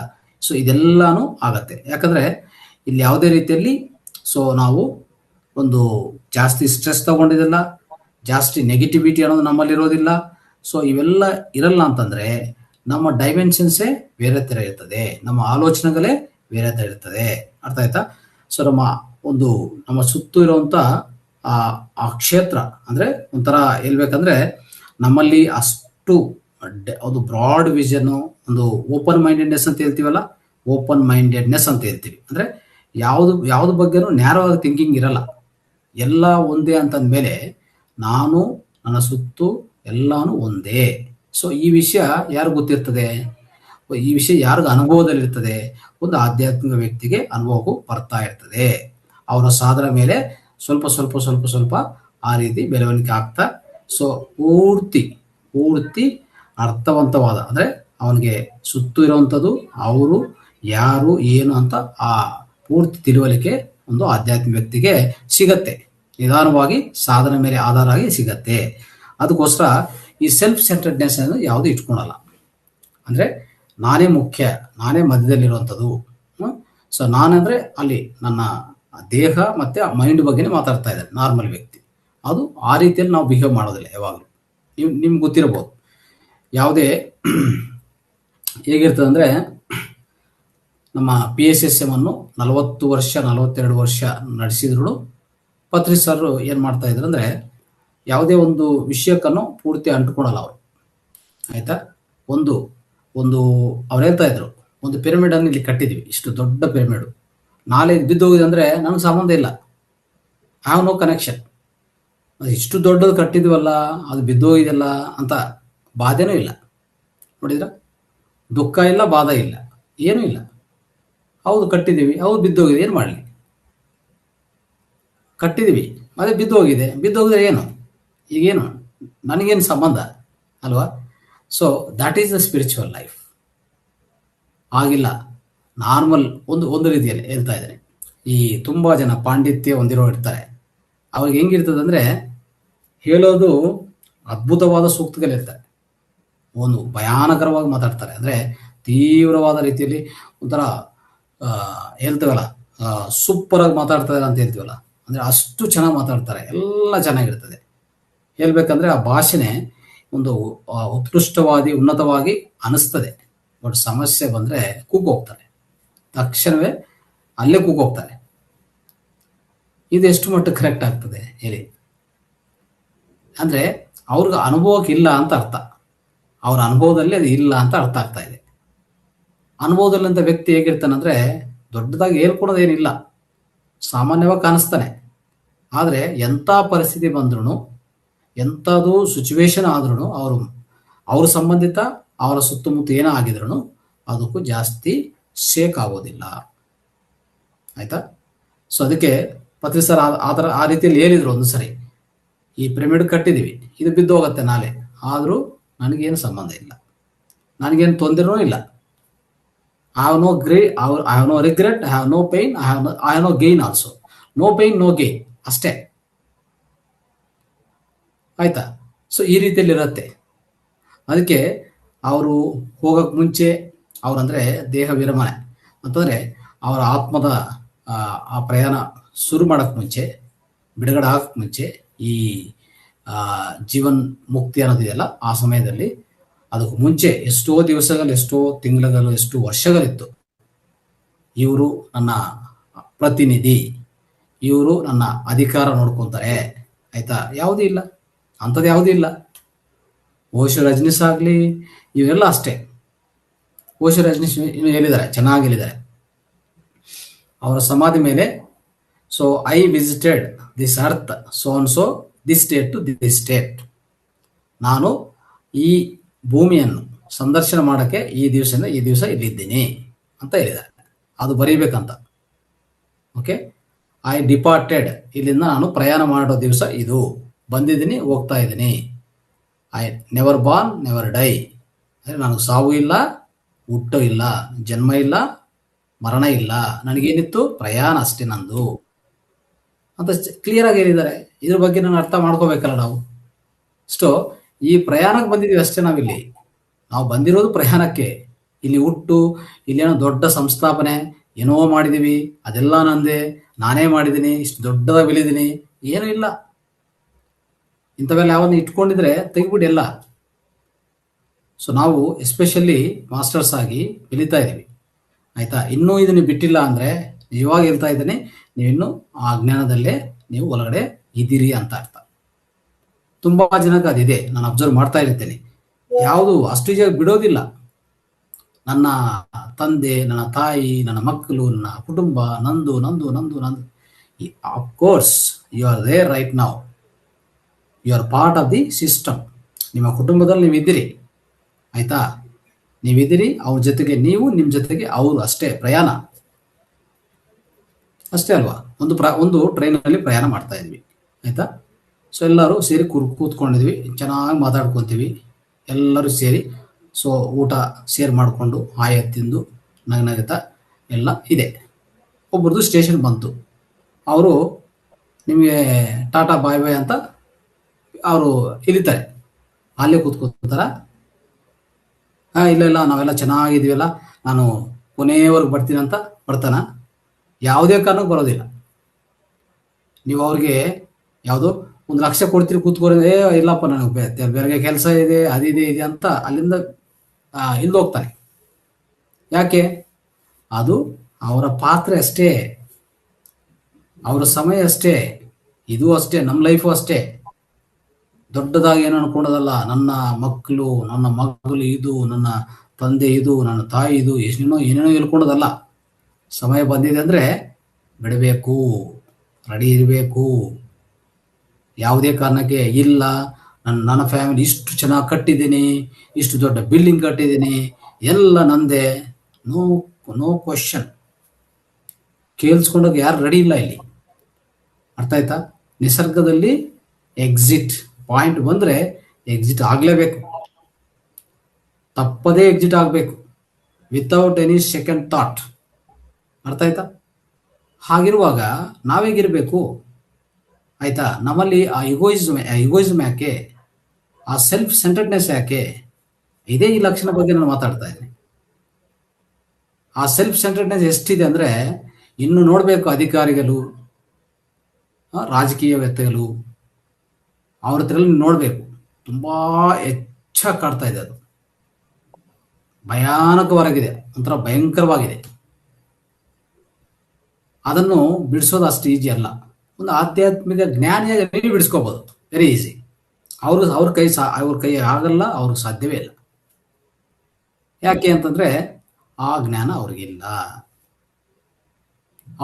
ಅವ್ರಿಗೆ ಆ ಹೈಯೆಸ್ಟ್ ಟ್ರೂತ್ ಗೊತ್ತಿಲ್ಲ. ಏನು ಮಾಡ್ತೀರ? ನಮಗೆ ಗೊತ್ತಿದೆ, ಅದೃಷ್ಟವಾಗಿ, ಆ ಅದೃಷ್ಟ ಅಂದರೆ ಭಾಗ್ಯವಂತ, ನಾವೆಲ್ಲ ಭಾಗ್ಯವಂತರು. ಆ ಭಾಗ್ಯವಂತರಗೋಸ್ಕರ ನಾವೆಲ್ಲ ಕೂತು ಇಷ್ಟೆಲ್ಲ ಜ್ಞಾನ ನಾವು ತಿಳ್ಕೊತಾ ಇದ್ದೀವಿ. ಒಬ್ಬೊಬ್ಬರು ಮಾಸ್ಟರಿಂದ ಒಂದು ವಿಭಿನ್ನ ಶೈಲಿಯಲ್ಲಿ ತಿಳ್ಕೊಂಡು ಹೋಗ್ತಾ ಇದ್ದೀವಿ ನಾವು. ಇದು ಎಷ್ಟು ಜನಕ್ಕೆ ಸಾಧ್ಯವಾಗುತ್ತೆ ಹೇಳಿ ನೋಡೋಣ. ಈ ಅದೃಷ್ಟ, ಈ ಭಾಗ್ಯ ಎಷ್ಟು ಜನಕ್ಕೆ ಸಿಕ್ಕಿರ್ಬೋದು? ಅದು ಸಿಗೋದಿಲ್ಲ, ಅದಕ್ಕೆ ಅರ್ಹತೆ ಬೇಕು, ಅರ್ಥ ಆಯ್ತಾ. ಸೊ ಇದು ಇಂಪಾರ್ಟೆಂಟ್ ಮಾಸ್ಟರ್ಸ್. ಆಮೇಲೆ ಒಂದು ಆಧ್ಯಾತ್ಮಿಕ ವ್ಯಕ್ತಿಗೆ ಇರಬೇಕಾಗಿರುವಂಥ ಇನ್ನೊಂದು 2 ಅತಿ ಮುಖ್ಯವಾದ, ಅಂದರೆ ಇನ್ನೊಂದು ಲಕ್ಷಣ, ಅದು ಹೇಳ್ಬೇಕಂದ್ರೆ ವಿನಮ್ರತೆ, ವಿನಯ, ದಯ, ಅರ್ಥ ಆಯ್ತಾ, ಕರುಣ, ಪ್ರೇಮ, ಇದು ಇರಲೇಬೇಕಲ್ಲ. ಇದು ಎಷ್ಟು ಜನ ಹತ್ರ ಇದೆ? ಅದು ಕಡಿಮೆ ಇದೆ. ಆಧ್ಯಾತ್ಮಿಕ ವ್ಯಕ್ತಿಗಳಾಗಿನೂ ಈ ಜ್ಞಾನ ತಿಳ್ಕೊಂತ ಹೋಗ್ತಾ ಇದ್ರೂ ಅದನ್ನು ನಾವು ಪ್ರದರ್ಶನ ಮಾಡೋಕೆ ರೆಡಿ ಇಲ್ಲ, ಅದನ್ನು ನಾವು ತೋರಿಸ್ಕೊಂಡೋಕೆ ರೆಡಿ ಇಲ್ಲ, ಅನುಭವಿಸೋಕ್ಕೂ ರೆಡಿ ಇಲ್ಲ, ಅದನ್ನು ಇನ್ನೊಬ್ಬರ ಮೇಲೆ ತೋರ್ಸೋಕ್ಕೂ ನಾವು ಇನ್ನೊಬ್ಬರಿಗೆ ಹಂಚ್ಕೊಡೋಕ್ಕೂ ರೆಡಿ ಇಲ್ಲ. ನೋಡಿ, ಒಂದು ವಿನಮ್ರತೆ ಅಂತಂದರೆ ಹೇಗಿರ್ತದೆ ಅಂತಂದರೆ, ಯಾವುದೇ ವ್ಯಕ್ತಿ, ಅವ್ರು ಯಾವುದೇ ವ್ಯಕ್ತಿ ಇರಲಿ, ಆಪೋಸಿಟ್, ಎಷ್ಟೇ ಶತ್ರುವಿರಲಿ ಮಿತ್ರವಿರಲಿ, ಆಯಿತಾ, ಅವ್ರ ಜೊತೆಗೆ ನಾವು ಯಾವ ರೀತಿಯಲ್ಲಿ ನಮ್ಮ ಒಡನಾಟ ಇರಬೇಕು ಅಂತಂದರೆ, ಒಂದು ಆಧ್ಯಾತ್ಮಿಕ ವ್ಯಕ್ತ ಏನು ಮಾಡ್ತಾನೆ ಅಂದರೆ ಎಲ್ಲರನ್ನೂ ಆಕ್ಸೆಪ್ಟ್ ಮಾಡ್ತಾನೆ, ಎಲ್ಲರನ್ನೂ ಸಹ ಸ್ವೀಕರಿಸೋ ಆ ರೀತಿ ಇದೆಯಲ್ಲ, ಅದು ತುಂಬ ಉನ್ನತವಾಗಿರುತ್ತೆ. ನೆನ್ಪಿಟ್ಕೊಳ್ಳಿ. ಪತ್ರಿ ಸರು ಎಲ್ಲ ಪ್ರೋಗ್ರಾಮ್ಗಳಲ್ಲಿ ಅನೇಕ ವ್ಯಕ್ತಿಗಳು ಬರ್ತಾರೆ. ನಿಜವಾಗಿ ಅವರಿಗೆ ಜ್ಞಾನ ಎಷ್ಟಿದೆಯೋ ಇಲ್ಲ ಜ್ಞಾನ ಹೆಚ್ಚಾಗಿದೆಯೋ ಕಡಿಮೆ ಇದೆಯೋ ಅದು ಸಂಬಂಧನೇ ಇಲ್ಲ. ಬಂದಿದ್ರೆ ಎಷ್ಟೋ ವಿನಯಪೂರ್ವಕವಾಗಿ ಅವರಿಗೆ ನಮಸ್ಕರಿಸ್ತಾ ಅವ್ರ ಕಾಲುಗಳು ಟಚ್ ಮಾಡ್ತಾರೆ, ಅವ್ರ ಪಾದವನ್ನು ಮುಟ್ತಾ, ಆಯ್ತಾ. ಸೊ ಆ ರೀತಿಯಲ್ಲಿ ಆ ವ್ಯಕ್ತಿ ಯಾರನ್ನಿರಲಿ ಪಾದವನ್ನು ಮುಟ್ಟಿ ಅವರಿಗೆ ನಮಸ್ಕಾರ ಮಾಡ್ತಾನೆ, ಮತ್ತೆ ಅವರನ್ನು ಒಳಗಡೆ ಕರೀತಾನೆ. ಯಾವುದೇ ರೀತಿಯಲ್ಲಿ ಭೇದ ಭಾವ ತೋರಿಸೋದಿಲ್ಲ. ಇದು ಎಷ್ಟುವರೆಗೂ ಸಾಧ್ಯವಾಗತ್ತೆ? ನಾವು ನಾರ್ಮಲ್ ಒಂದು ಕುಟುಂಬದಲ್ಲೇ ಇದು ಸಾಧ್ಯವಾಗ್ತಾ ಇಲ್ಲ, ಆಯ್ತಾ. ಸೊ ಆ ವಿನಯ ವಿಧೇಯತೆಗಳು ಒಂದು ಕುಟುಂಬದಲ್ಲಿ ಸಾಧ್ಯವಾಗ್ತಾ ಇಲ್ಲ. ನಿಜವಾಗಿ ಆ ವಿನಯ ಅನ್ನೋದು ಮಕ್ಕಳಿಂದ ದೊಡ್ಡವರಿಗೆ ಅಲ್ವಾ, ಮಕ್ಕಳಿಂದ ತಂದೆ ತಾಯಿಗೆ ಅದನ್ನು ಸಿಗ್ತಾ ಇಲ್ಲ ಇತ್ತೀಚಿನ ಕಾಲದಲ್ಲಿ, ಆಯ್ತಾ. ಸೊ ಯಾಕಂತಂದ್ರೆ ಅಲ್ಲಿ ಅವರ ಭಾವನೆಗಳೇ ಬೇರೆ. ಒಂದು ಸಾಮಾನ್ಯ ವ್ಯಕ್ತಿಯಾಗಿ ಅವನು ಯಾವಾಗಲೂ ಆ ಒಳಗಡೆ ಇರುವಂತ ಆ ಅಹಂಕಾರ ಇದೆಲ್ಲ, ಅಹಂಕಾರ ನಾನು ಅಂತ ಅಂದ್ರೆ ಈ ದೇಹ, ಅದು ಆ ದೇಹ ಮನಸ್ಸು ಅದರ ಜೊತೆಗೇನೆ ಜಾಸ್ತಿ ಒಡನಾಟ ಇಟ್ಕೊಂಡಿರ್ತಾನೆ ಅಲ್ವಾ. ಅಲ್ಲಿ ಯಾವುದೇ ರೀತಿಯಲ್ಲಿ ಸೊ ಒಳಗಡೆ ಇರುವಂತ ಆತ್ಮ ಲಕ್ಷಣಗಳು ಅತಿ ಕಡಿಮೆಯ ಪ್ರಮಾಣದಲ್ಲೇ ಅವನು ಒಳಗಡೆ ಇರ್ತವೆ.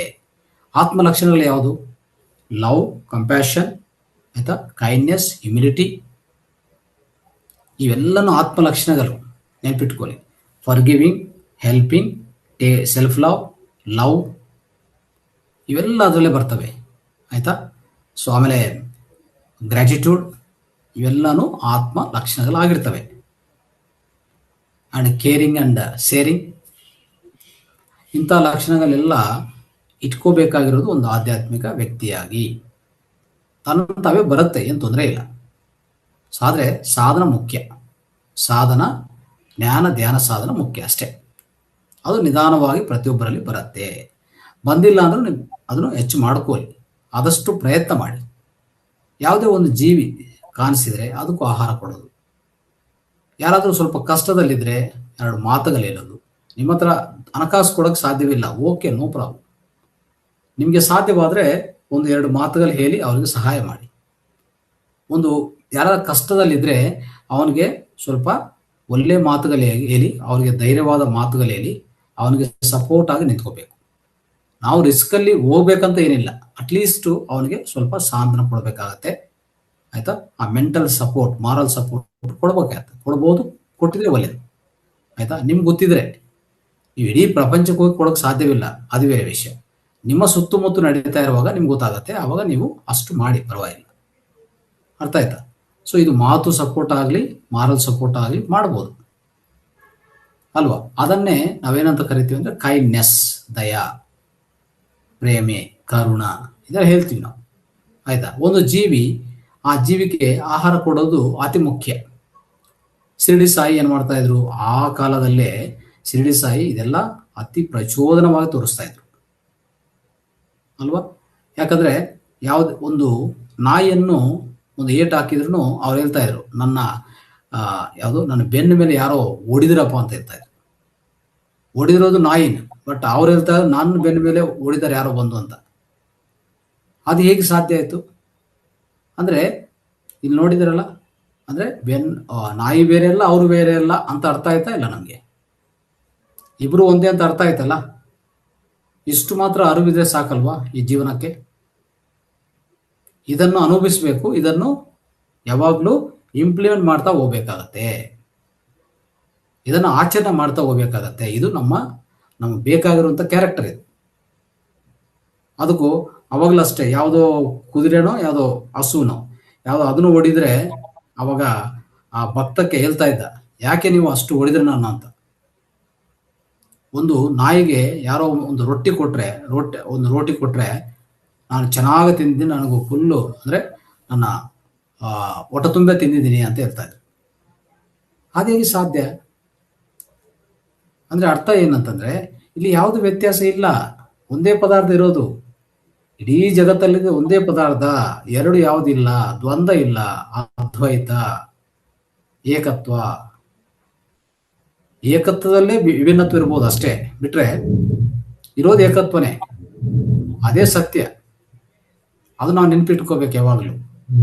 ಅದಕ್ಕೆ ಎಲ್ಲೇ ಆಚೆ ಕಡೆ ಹೋದ್ರು ಎಲ್ಲ ನಮ್ಮವರೇ ಅಂತ ತಿಳ್ಕೊಬೇಕಾಗತ್ತೆ. ಅವರು ಬೇರೆ ಇವರು ಬೇರೆ, ಆ ಕಲರ್ ಬೇರೆ ಈ ಕಲರ್ ಬೇರೆ, ಈ ಜಾತಿ ಆ ಜಾತಿ, ಈ ಕ್ಯಾಸ್ಟು ಆ ಮತ, ಈ ಧರ್ಮ ಆ ಧರ್ಮ, ಇಷ್ಟೆಲ್ಲ ಇಲ್ಲ. ಇವೆಲ್ಲ ಮಾನವ ಕಲ್ಪಿತಗಳು. ಮಾನವನ್ ತಯಾರು ಮಾಡಿಕೊಂಡಂತ ವಿಧ ವಿಧ ಅಂಶಗಳಿವೆಲ್ಲ ಅಷ್ಟೇ. ಇರೋದು ಒಂದೇ, ಅದೇ ಆ ಮಾನವ ಜಾತಿ ಇರೋದು ಒಂದೇ. ಅದಕ್ಕೆ ಈ ಮಾನವ ಜಾತಿಗೆಲ್ಲ ಕಾರಣವಾಗಿರೋದು ಆ ಆತ್ಮ ಮಾತ್ರ. ಆ ಆತ್ಮದ ಅಂಶ ಅದೊಂದೇ ಇರೋದು. ಅದು ಏಕತ್ವವಾಗಿರುತ್ತೆ. ಅದು ಏಕೈಕ ಒಂದು ಶಕ್ತಿ ಅದು. ಅದನ್ನೇ ನಾವೇನಂತ ಕರಿತೀವಿ ಅಂದ್ರೆ ಬ್ರಹ್ಮ ಆ ಪದಾರ್ಥ ಅಂತ ಕರಿತೀವಿ ಅಲ್ವಾ. ಆ ಪ್ರಜ್ಞಾ, ಆ ಬ್ರಹ್ಮ ಪದಾರ್ಥ, ಆ ಆತ್ಮ ಪದಾರ್ಥ ಅದು ಒಂದು ಮಾತ್ರವೇ ಇರೋದು, ಇನ್ಯಾವುದೂ ಇಲ್ಲ. ಇರೋದೆಲ್ಲ ಅದು ಒಂದೇ. ಅದಕ್ಕೋಸ್ಕರ ಎಲ್ಲಿ ಹೋದ್ರೂ ಎಲ್ಲರೂ ಒಂದೇ ಅಂತ ಭಾವನವನ್ನು ನಾವು ಅದನ್ನು ಒಂಥರ ನೆನಪು ಮಾಡ್ಕೋಬೇಕಾಗತ್ತೆ. ಅದನ್ನು ನಾವು ತೋರಿಸ್ಬೇಕಾಗತ್ತೆ. ಅದು ಅತಿ ಮುಖ್ಯವಾದ ಗುಣ, ಅಂದ್ರೆ ಅದು ಮುಖ್ಯವಾದ ಲಕ್ಷಣಗಳಿವೆ ಅಂತ ನಿಮಗೆ ಹೇಳಕ್ಕೆ ಪ್ರಯತ್ನ ಮಾಡ್ತಾ ಇದ್ದಾರೆ. ಆಮೇಲೆ ನೆಕ್ಸ್ಟು ಇನ್ನೊಂದು ಲಕ್ಷಣ, ಅದ್ಭುತ ಲಕ್ಷಣ ಅಂತಂದ್ರೆ, ನಾವು ಆಧ್ಯಾತ್ಮಿಕ ವ್ಯಕ್ತಿಗಳಾಗಿ ಅದ್ಭುತವಾದ ರೀತಿಯಲ್ಲಿ ಕೇಳಿಸ್ಕೊಂಡಂತ ಒಂದು ಜ್ಞಾನ ಇರ್ತದೆ ನಮಗೆ. ನೋಡಿ, we are the best listeners, we are the great listeners, good listeners ಅಂತ ಹೇಳ್ಬೋದು ಅಲ್ವಾ. ನಾವು ಎಷ್ಟು ಚೆನ್ನಾಗಿ ಕೇಳಿಸ್ಕೊಂತೀವಿ ಅಂದರೆ, ಯಾರೇ ಒಬ್ಬ ವ್ಯಕ್ತಿ ಮಾತಾಡ್ತಾ ಇದ್ರೆ ವಿನಮ್ರಪೂರ್ವಕವಾಗಿ, ಗೌರವಪೂರ್ವಕವಾಗಿ, ಎಷ್ಟೋ ಒಂದು ಆಳವಾದ ರೀತಿಯಲ್ಲಿ ಪ್ರಶಾಂತವಾಗಿ ಕೇಳಿಸ್ಕೊಂತೀವಿ. ಅದು ಒಂದು ಆಧ್ಯಾತ್ಮಿಕ ವ್ಯಕ್ತಿಯ ಮುಖ್ಯ ಲಕ್ಷಣ ಆಗಿದೆ. ಹೌದಾ ಅಲ್ಲ? ನಾವು ಅಬ್ಸರ್ವ್ ಮಾಡ್ಬೋದು. ಸಾಮಾನ್ಯ ವ್ಯಕ್ತಿಗಳು ಒಬ್ಬರು ಮಾತಾಡ್ತಾ ಇರುವಾಗ ಇನ್ನೂ ಫಿನಿಶ್ ಆಗ ಮುಂಚೆ ಅವ್ರು ಮಾತಾಡ್ತಾ ಇರ್ತಾರೆ. ಅವ್ರಿಗೇನಂದ್ರೆ ಮುಖ್ಯ, ಎಲ್ಲಿ ಅವ್ರನ್ನು ನಾವು ಅವಮಾನ ಮಾಡ್ತಾ ಇದ್ವೋ, ಎಲ್ಲಿ ಅವ್ರನ್ನು ಯಾವ ಸಮಯದಲ್ಲಿ ಎಲ್ಲಿ ಅವ್ರಿಗೆ ಅವಮಾನ ಆಗುತ್ತೋ, ಇಲ್ಲಾಂದ್ರೆ ಅವ್ರನ್ನು ಒಂಥರ ಕಿರ್ಲಿಮೆ ಭಾವನೆಯಿಂದ ನಾವು ಮಾತಾಡ್ತಾ ಇದ್ವಿ ಅಂತ ಅವ್ರಿಗೂ ಯಾವಾಗಲೂ ಸಂದೇಹ ಇರ್ತದೆ. ಯಾಕಂದ್ರೆ ಅವನ ಒಳಗಡೆನೆ ಅವನಿಗೆ ಒಂದು ಆನಂದ ಅಂತ ಕೊರತೆಯಲ್ಲಿ ಜೀವನ ಮಾಡ್ತಾ ಇರ್ತಾನೆ. ಅವನ ಒಳಗಡೆ ಇರುವಂತ ಆನಂದವನ್ನು ಯಾವಾಗಲೂ ಅನುಭವಿಸಿಲ್ಲ, ರುಚಿ ಮಾಡಿಲ್ಲ. ಅದಕ್ಕೆ ಅವನಿಗೆ ಪ್ರತಿಯೊಂದು ಕೊರತೆ ಆಗಿ ಕಾಣಿಸ್ತಾ ಇರ್ತದೆ. ಆ ಕೊರತೆನೆ ಅವನು ವ್ಯಕ್ತಪಡಿಸ್ತಾ ಇರ್ತಾನೆ ಅಷ್ಟೇ. ಅದು ಸಾಮಾನ್ಯ ವ್ಯಕ್ತಿಯ ಜೀವನ ಅದು. ಅದಕ್ಕೆ ಅವನು ನೀವು ಮಾತಾಡೋದು ಫಿನಿಶ್ ಮಾಡಕ್ ಮುಂಚೆನೆ ಮಾತಾಡ್ತಾನೆ, ಆಯ್ತಾ.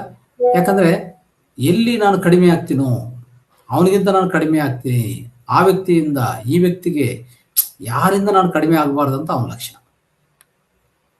ಅವ್ರಿಗೆ ಅರ್ಥ ಆಗಿಲ್ಲ ಅಂತ ವಿಷಯ ಏನಂತಂದ್ರೆ, ಅವ್ರು ಯಾರಂತ ಅವ್ರಿಗೆ ಗೊತ್ತಿಲ್ಲ ಅಷ್ಟೇ. ಅದೊಂದು ಕಾರಣದಿಂದ ಇನ್ನೊಬ್ಬರು ಮಾತಾಡೋದು ಮುಗಿಯಕ್ಕೆ ಮುಂಚೆನೆ ರೆಸ್ಪಾಂಡ್ ಆಗೋದು, ರಿಯಾಕ್ಟ್ ಆಗೋದು, ಕೋಪ ಮಾಡ್ಕೊಳ್ಳೋದು ಅಲ್ವಾ, ವಿಧ ರೀತಿಯಲ್ಲಿ ಮಾಡ್ತಾ ಹೋಗ್ತಾನೆ. ಅದು ಸಾಮಾನ್ಯ ವ್ಯಕ್ತಿ ಲಕ್ಷಣ ಹಾಗೆ ಇರ್ತದೆ. ಒಂದು ಆಧ್ಯಾತ್ಮಿಕ ವ್ಯಕ್ತಿ ಏನಂದ್ರೆ, ನೀವು ಬೈತಾ ಇದ್ದೀರಾ, ಬೈ ಪರವಾಗಿಲ್ಲ, ಎಷ್ಟುವರೆಗೂ ಬೈತೀರಾ, ಒಂದು ಗಂಟೆ ಬೈತೀರಾ, ಬೈ ಪರವಾಗಿಲ್ಲ. ಇಲ್ಲ ಹೋಗ್ತೀರಾ, ಹೋಗ್ಲಿ, ನಿಮ್ಗೆ ಎಷ್ಟು ಬೇಕೋ ಅಷ್ಟು ಹೋಗ್ಲಿ, I have no problem. I am not attach to anything. ನಿಮ್ಮ ಬೈದು ನನಗೆ ಗೊತ್ತಿಲ್ಲ, ನಿಮ್ಮ ಬೈದು ನನಗೆ ಸಂಬಂಧ ಇಲ್ಲ, ನಿಮ್ಮ ಹೋಗಲು ನನಗೆ ಸಂಬಂಧ ಇಲ್ಲ. ಎರಡಕ್ಕೂ ಯಾವುದಕ್ಕೂ ನಾನು ಅಂಟ್ಕೊಂಡಿಲ್ಲ, ನನಗೇನು ಪ್ರಾಬ್ಲಮ್. ನಿಮ್ಗೆ ಹೋಗಲಿದ್ರೆ ನನಗೇನು ಬರಲ್ಲ, ನೀವು ಬೈದ್ರು ನನಗೇನಾಗಲ್ಲ. ಈ ಸ್ಥಿತಿ ಇರುವಂತ ವ್ಯಕ್ತಿ ಯಾರಪ್ಪ ಅಂತಂದ್ರೆ, ಒಂದು ಆಧ್ಯಾತ್ಮಿಕ ವ್ಯಕ್ತಿ. ಅದಕ್ಕೆ ಅವನೇನ್ ಮಾಡ್ತಾನೆ, ಆ ಕಡೆ ವ್ಯಕ್ತಿ ಎದುರಾಗಿ ಕೂತ್ಕೊಂಡ ವ್ಯಕ್ತಿ ಆಗ್ಲಿ, ಇನ್ನೊಬ್ಬರಾಗ್ಲಿ, ಅದು ದೊಡ್ಡವರಾಗ್ಲಿ ಸಣ್ಣವರಾಗ್ಲಿ, ಮಾತಾಡೋದು ನೀಟಾಗಿ ಕೇಳಿಸ್ಕೊಂತಾರೆ ಅಷ್ಟೇ. ಈ ಲಿಸನ್ ವೆರಿ ಕೇರ್ಫುಲಿ, ಈ ಲಿಸನ್ ವಿತ್ ಅಟ್ಮೋಸ್ಟ್ ಅಟೆನ್ಷನ್, ಈ listen with utmost faith and respect.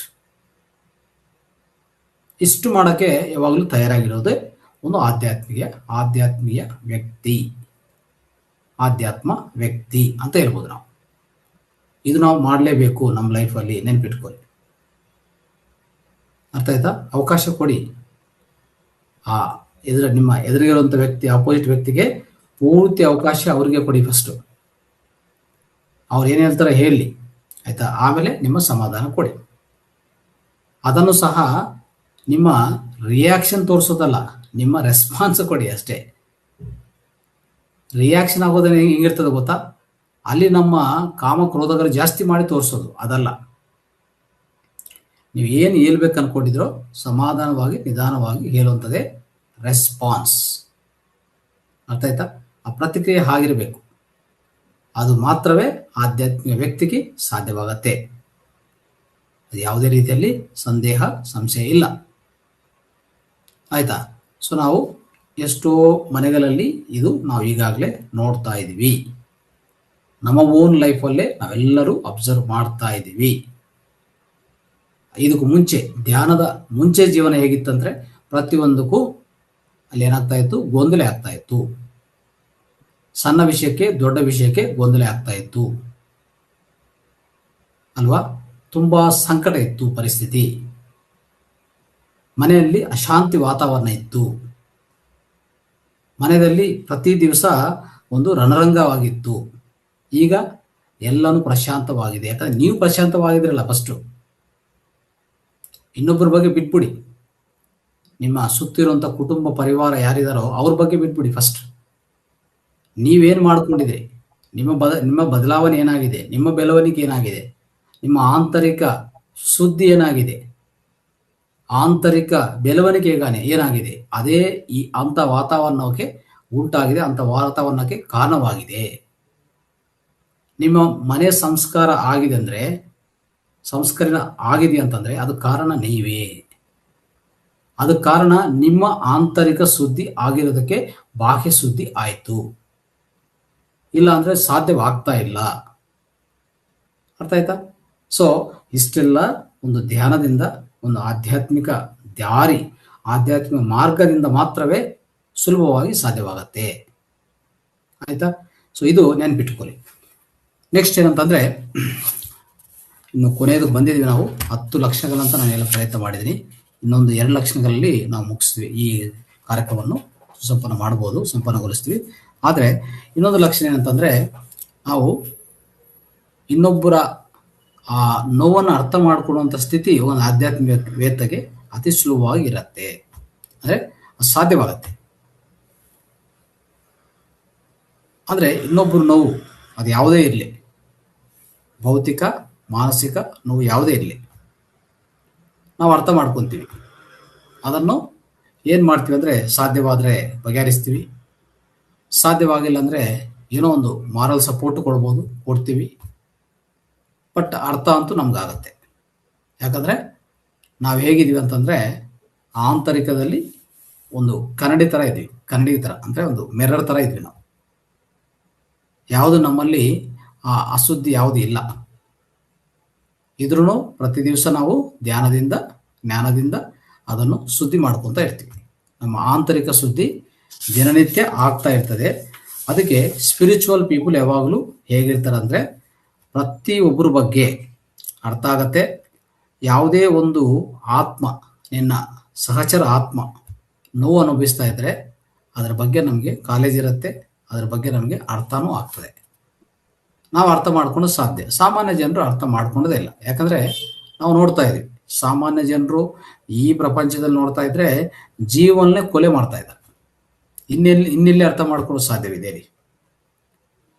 ಎಷ್ಟು ಜೀವಿಗಳನ್ನು ಕೊಲೆ ಮಾಡ್ತಾರೆ ಅಂದರೆ, ಸಿಟಿಯಲ್ಲಿ ಎಸ್ಪೆಷಲಿ ದೊಡ್ಡ ಒಂಥರ ಮಹಾ ಸಂಗ್ರಹ ನಡೀತಾ ಇದೆ.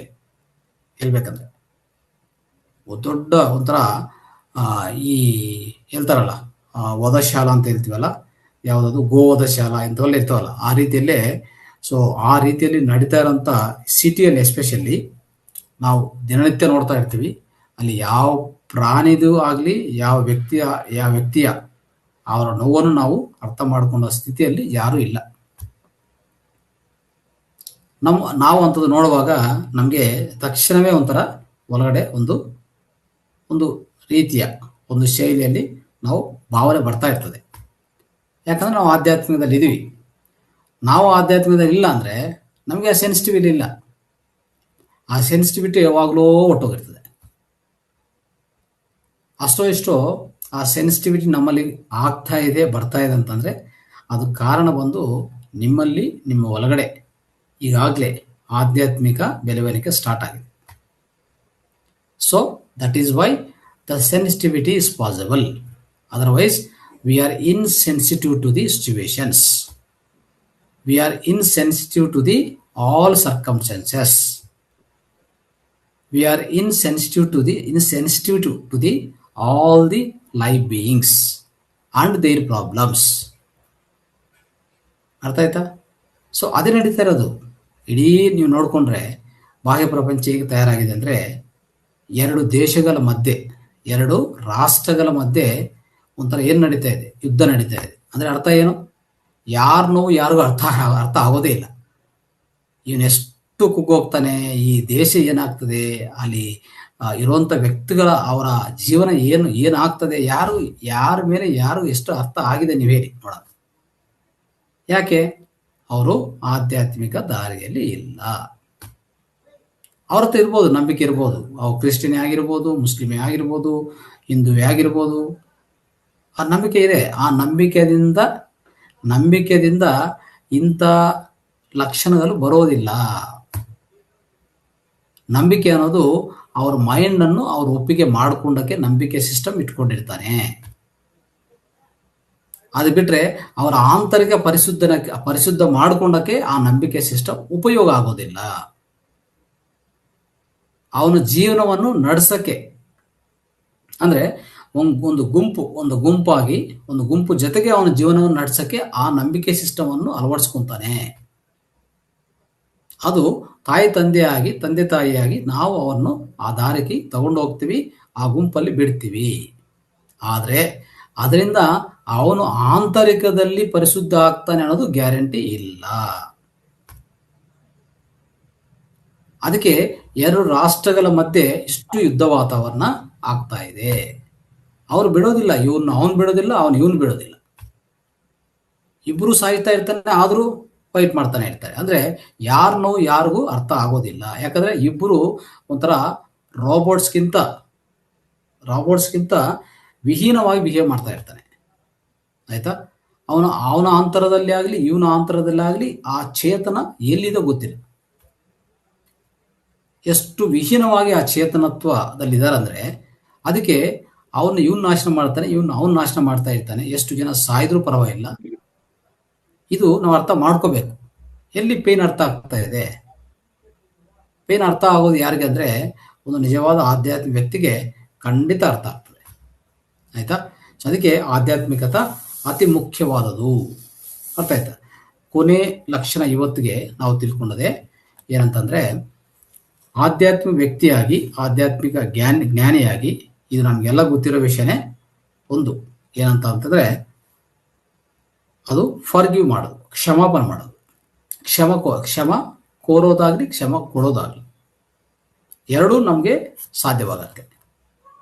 ಯಾಕಂದ್ರೆ ಅದು ನನ್ನ ಆಂತರಿಕ ಲಕ್ಷಣವಾಗಿದೆ, ನನ್ನ ಆತ್ಮ ಲಕ್ಷಣವಾಗಿದೆ. ಅದು ನಾನು ಆಂತರಿಕ ಪ್ರಯಾಣದಲ್ಲಿದ್ದೀನಿ, ಆಂತರಿಕ ಪರಿಶೋಧನೆಯಲ್ಲಿದ್ದೀನಿ.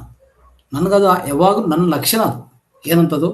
ಇನ್ನೊಬ್ಬರನ್ನು ಫರ್ಗಿವ್ ಮಾಡೋದಾಗ್ಲಿ, ಇನ್ನೊಬ್ಬರಿಂದ ಫರ್ಗಿವ್ನೆಸ್ ಕೇಳೋದಾಗ್ಲಿ, ಎರಡಕ್ಕೂ ನಾನು ರೆಡಿ ಇರ್ತೀನಿ. ನನಗೇನು ತೊಂದರೆ ಇಲ್ಲ. ನನಗೆ ಯಾವುದು ಒಂಥರ ಭಯ ಇಲ್ಲ. ಇನ್ನೊಂದು ಯಾವುದೇ ನಾನು ಏನು ಲೂಸ್ ಮಾಡ್ಕೊತೀನಿ ಅಲ್ವಾ, ನನ್ನ ಗೌರವ ಇಲ್ಲಿ ಹೋಗುತ್ತೆ, ಯಾವುದು ಇಲ್ಲ ನನಗೆ. ಸೊ ಆ ಸ್ಥಿತಿಯಲ್ಲಿ ಹೇಗೆ ಸಾಧ್ಯವಾಗತ್ತೆ ಅಂದರೆ, ಒಂದು ಆಧ್ಯಾತ್ಮಿಕ ವ್ಯಕ್ತಿಗೆ ಸಾಧ್ಯವಾಗುತ್ತೆ, ಇನ್ನೂ ಯಾರಿಗೂ ಸಾಧ್ಯವಾಗೋದಿಲ್ಲ. ಆಯ್ತಾ? ಅದಕ್ಕೋಸ್ಕರವೇ ಸೊ ಅಷ್ಟು ಈಸಿ ಗೋಯಿಂಗ್ ಕ್ಯಾರೆಕ್ಟರ್ ಬರೋದು ಯಾವ ರೀತಿಯಲ್ಲಿ ಅಂತಂದ್ರೆ, ಈ ಆಧ್ಯಾತ್ಮಿಕ ಜ್ಞಾನ ಹೆಚ್ಚಾಗ್ತಾ ಇರುವಾಗ ನಿಮಗೆ ಸಾಧ್ಯವಾಗತ್ತೆ. ಆಯ್ತಾ? ಸೊ ಆ ರೀತಿಯಲ್ಲಿ ನಾವು ಶತ್ರುವಾಗಲಿ, ಇನ್ನೊಬ್ಬರಾಗಲಿ ಪ್ರತಿಯೊಬ್ಬರನ್ನು ಸಹ ಆ ರೀತಿಯಲ್ಲಿ ಸ್ವೀಕಾರ ಮಾಡ್ತೀವಿ. ಆಯ್ತಾ? ಅವ್ರೇನೋ ಮಾಡಿರ್ಬೋದು, ಅವರ ಜ್ಞಾನ ಕಡಿಮೆ ಇರ್ಬೋದು, ಅವರ ಸ್ಥಿತಿ ಕಡಿಮೆ ಇರ್ಬೋದು, ಅವ್ರು ಮಾಡಿರ್ಬೋದು. ಆದರೆ ಅದೇ ರೀತಿಯಲ್ಲಿ ಅವ್ರು ಇರೋದಿಲ್ಲ. ಆ ಅರ್ಥವಂತವಾದ ಆ ಭಾವನೆ ನಮ್ಮಲ್ಲಿ ಇರ್ತದೆ. ಸಾಮಾನ್ಯ ವ್ಯಕ್ತಿಯಲ್ಲಿ ಅದು ಸಾಧ್ಯವಾಗೋದಿಲ್ಲ. ಆಯ್ತಾ? ಸೊ ಅದಕ್ಕೆ ಯಾವುದೇ ಗ್ರಡ್ಜಸ್ ಇಟ್ಕೊಳ್ಳೋದಿಲ್ಲ. ಆಯ್ತಾ? ನಮ್ಮ ಒಳಗಡೆ ಯಾವುದೇ ಹಸು ಇಟ್ಕೊಳ್ಳೋದಿಲ್ಲ ಯಾರ ಬಗ್ಗೆನೂ. ಹೀಗೆ ಮಾಡಿದಿರಲ್ಲ, ಹಾಗೆ ಮಾತಾಡಿದಿರಲ್ಲ, ಅಂತ ನಾರ್ಮಲ್ ವ್ಯಕ್ತಿ ನೋಡಿ ನೀವು ಬೇಕಂದ್ರೆ 10 ವರ್ಷ ಆದ್ಮೇಲೆ ಬಂದ್ರೂ ಆವಾಗ ನೀವೇನು ಹೇಳಿದ್ರು ಅದು ಎಲ್ಲ ರಿಪೀಟ್ ಮಾಡ್ತಾನೆ ಮತ್ತೆ. ನೋಡಿದ್ರ ಅದು ಏನಕ್ಕೆ ಬೇಕಾಗಿದೆ, ಯಾರಿಗೂ ಉಪಯೋಗ ಆಗತ್ತೆ ಅದು ಅಲ್ವಾ? ಸೊ ಆ ಅಂಥ ಪರಿಸ್ಥಿತಿಗಳು ಸಾಮಾನ್ಯ ವ್ಯಕ್ತಿಗಳು ನಡೀತಾ ಇರ್ತಾರೆ, ಅಂದರೆ ಆ ರೀತಿ ನಡೀತಾ ಜೀವನ ಆ ರೀತಿ ನಡೀತದೆ. ಆಧ್ಯಾತ್ಮಿಕ ವ್ಯಕ್ತಿಗೆ ಯಾವುದಿಲ್ಲ, ನಾನು ಈಗಾಗಲೇ ಹೇಳಿದೆ, ಪ್ರಸ್ತುತ ಜೀವನವೇ, ಈ ಪ್ರಸ್ತುತ ಕ್ಷಣನೇ ಅವರಿಗೆ ಜೀವನ. The present life is A gift for us. ಅದು ದೊಡ್ಡ ಬಹುಮಾನ, ಅದಕ್ಕಿಂತ ಬಹುಮಾನ ಯಾವುದೂ ಇಲ್ಲ. ಸೊ ಈ ರೀತಿಯಲ್ಲಿ ನಾವು ಆಧ್ಯಾತ್ಮಿಕ ಜೀವನದಲ್ಲಿ ನಾವು ನಡ್ಕೊಂಡು ಹೋಗ್ತಾ ಇರ್ತೀವಿ. ಯಾವಾಗಲೂ ಅಷ್ಟೇ, ನಮ್ಮ ಆಂತರಿಕ ಬೆಳವಣಿಗೆಗೋಸ್ಕರ ನಾವು ನೋಡ್ತೀವಿ ಬಿಟ್ರೆ ಇನ್ನು ಯಾವುದು ಮುಖ್ಯ ಅಲ್ಲ ನಮಗೆ. ಆತ್ಮದ ಸಂಶೋಧನೆ ಮತ್ತೆ ಆಧ್ಯಾತ್ಮಿಕ ಬೆಳವಣಿಗೆ ನಮ್ಮಲ್ಲಿ ಮುಖ್ಯವಾಗಿರ್ತದೆ. ಇನ್ನು ಯಾವುದು ನಮಗೆ ಮುಖ್ಯವಾಗಿ ಇರೋದಿಲ್ಲ. ಯಾವುದೇ ಹಿಂದೆ ಫಾಸ್ಟ್ ಬಗ್ಗೆ ಯಾರೇ ಹೆಂಗೆ ಇದ್ರು, ಅವರು ಏನೇ ನಮಗೆ ಮಾಡಿದ್ರು ಅವರನ್ನು ಆಕ್ಸೆಪ್ಟ್ ಮಾಡ್ತೀವಿ, ಅವರನ್ನು ಕ್ಷಮೆ ಮಾಡ್ತೀವಿ. ಆಯ್ತಾ? ನಾವೇ ಯಾರಿಗೆ ಏನೇ ಮಾಡಿದ್ರು ಅವರಿಂದ ಕ್ಷಮೆ ಕೋರ್ತೀವಿ, ಕೋರಕ್ಕೂ ನಾವು ಹಿಂದೆ ಮುಂದೆ ನೋಡೋದಿಲ್ಲ. ಆದರೆ ಯಾವುದೇ ಹಿಂಜರಿಕೆ ಇಲ್ಲ. ಅದೇ ಒಂದು ಆಧ್ಯಾತ್ಮಿಕತ ಇರುವಂಥ ಆಧ್ಯಾತ್ಮ ವ್ಯಕ್ತಿಗೆ ಅಸಾಧ್ಯ.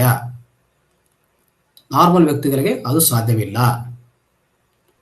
ಅಸೂಯ, ದ್ವೇಷ, ಪಗ, ಆಯ್ತಾ, ಏನೇನೋ ಇಟ್ಕೊಂಡು ಓಡಾಡ್ತಾ ಇರ್ತಾರೆ. ಅವ್ರಿಗೆ ಗೊತ್ತಿಲ್ಲ, ಜೀವನದ ಮೌಲ್ಯ ಗೊತ್ತಿಲ್ಲ, ಏನು ಮಾಡೋದು? ಯಾವಾಗ ಈ ಜೀವನ ಹೇಳ್ತಾರಲ್ಲ, ಈ ನೀರ ಮೇಲೆ ಇರ್ತಾವಲ್ಲ ಗುಲೆಗಳು, ಆ ರೀತಿ ನಮ್ಮ ಜೀವನ ಯಾವಾಗ ಅದು ಟಪ್ ಅಂತದ ಗೊತ್ತಿಲ್ಲ. ಅರ್ಥ ಆಯ್ತಾ? ಸೊ ಆ ಟಪ್ ಅಂತಂದ್ರೆ ನಾವಿಲ್ಲ ಅಲ್ಲಿ, ಆ ಕ್ಷಣವೇ ಇಲ್ಲ, ಇನ್ನೇನಿದೆ.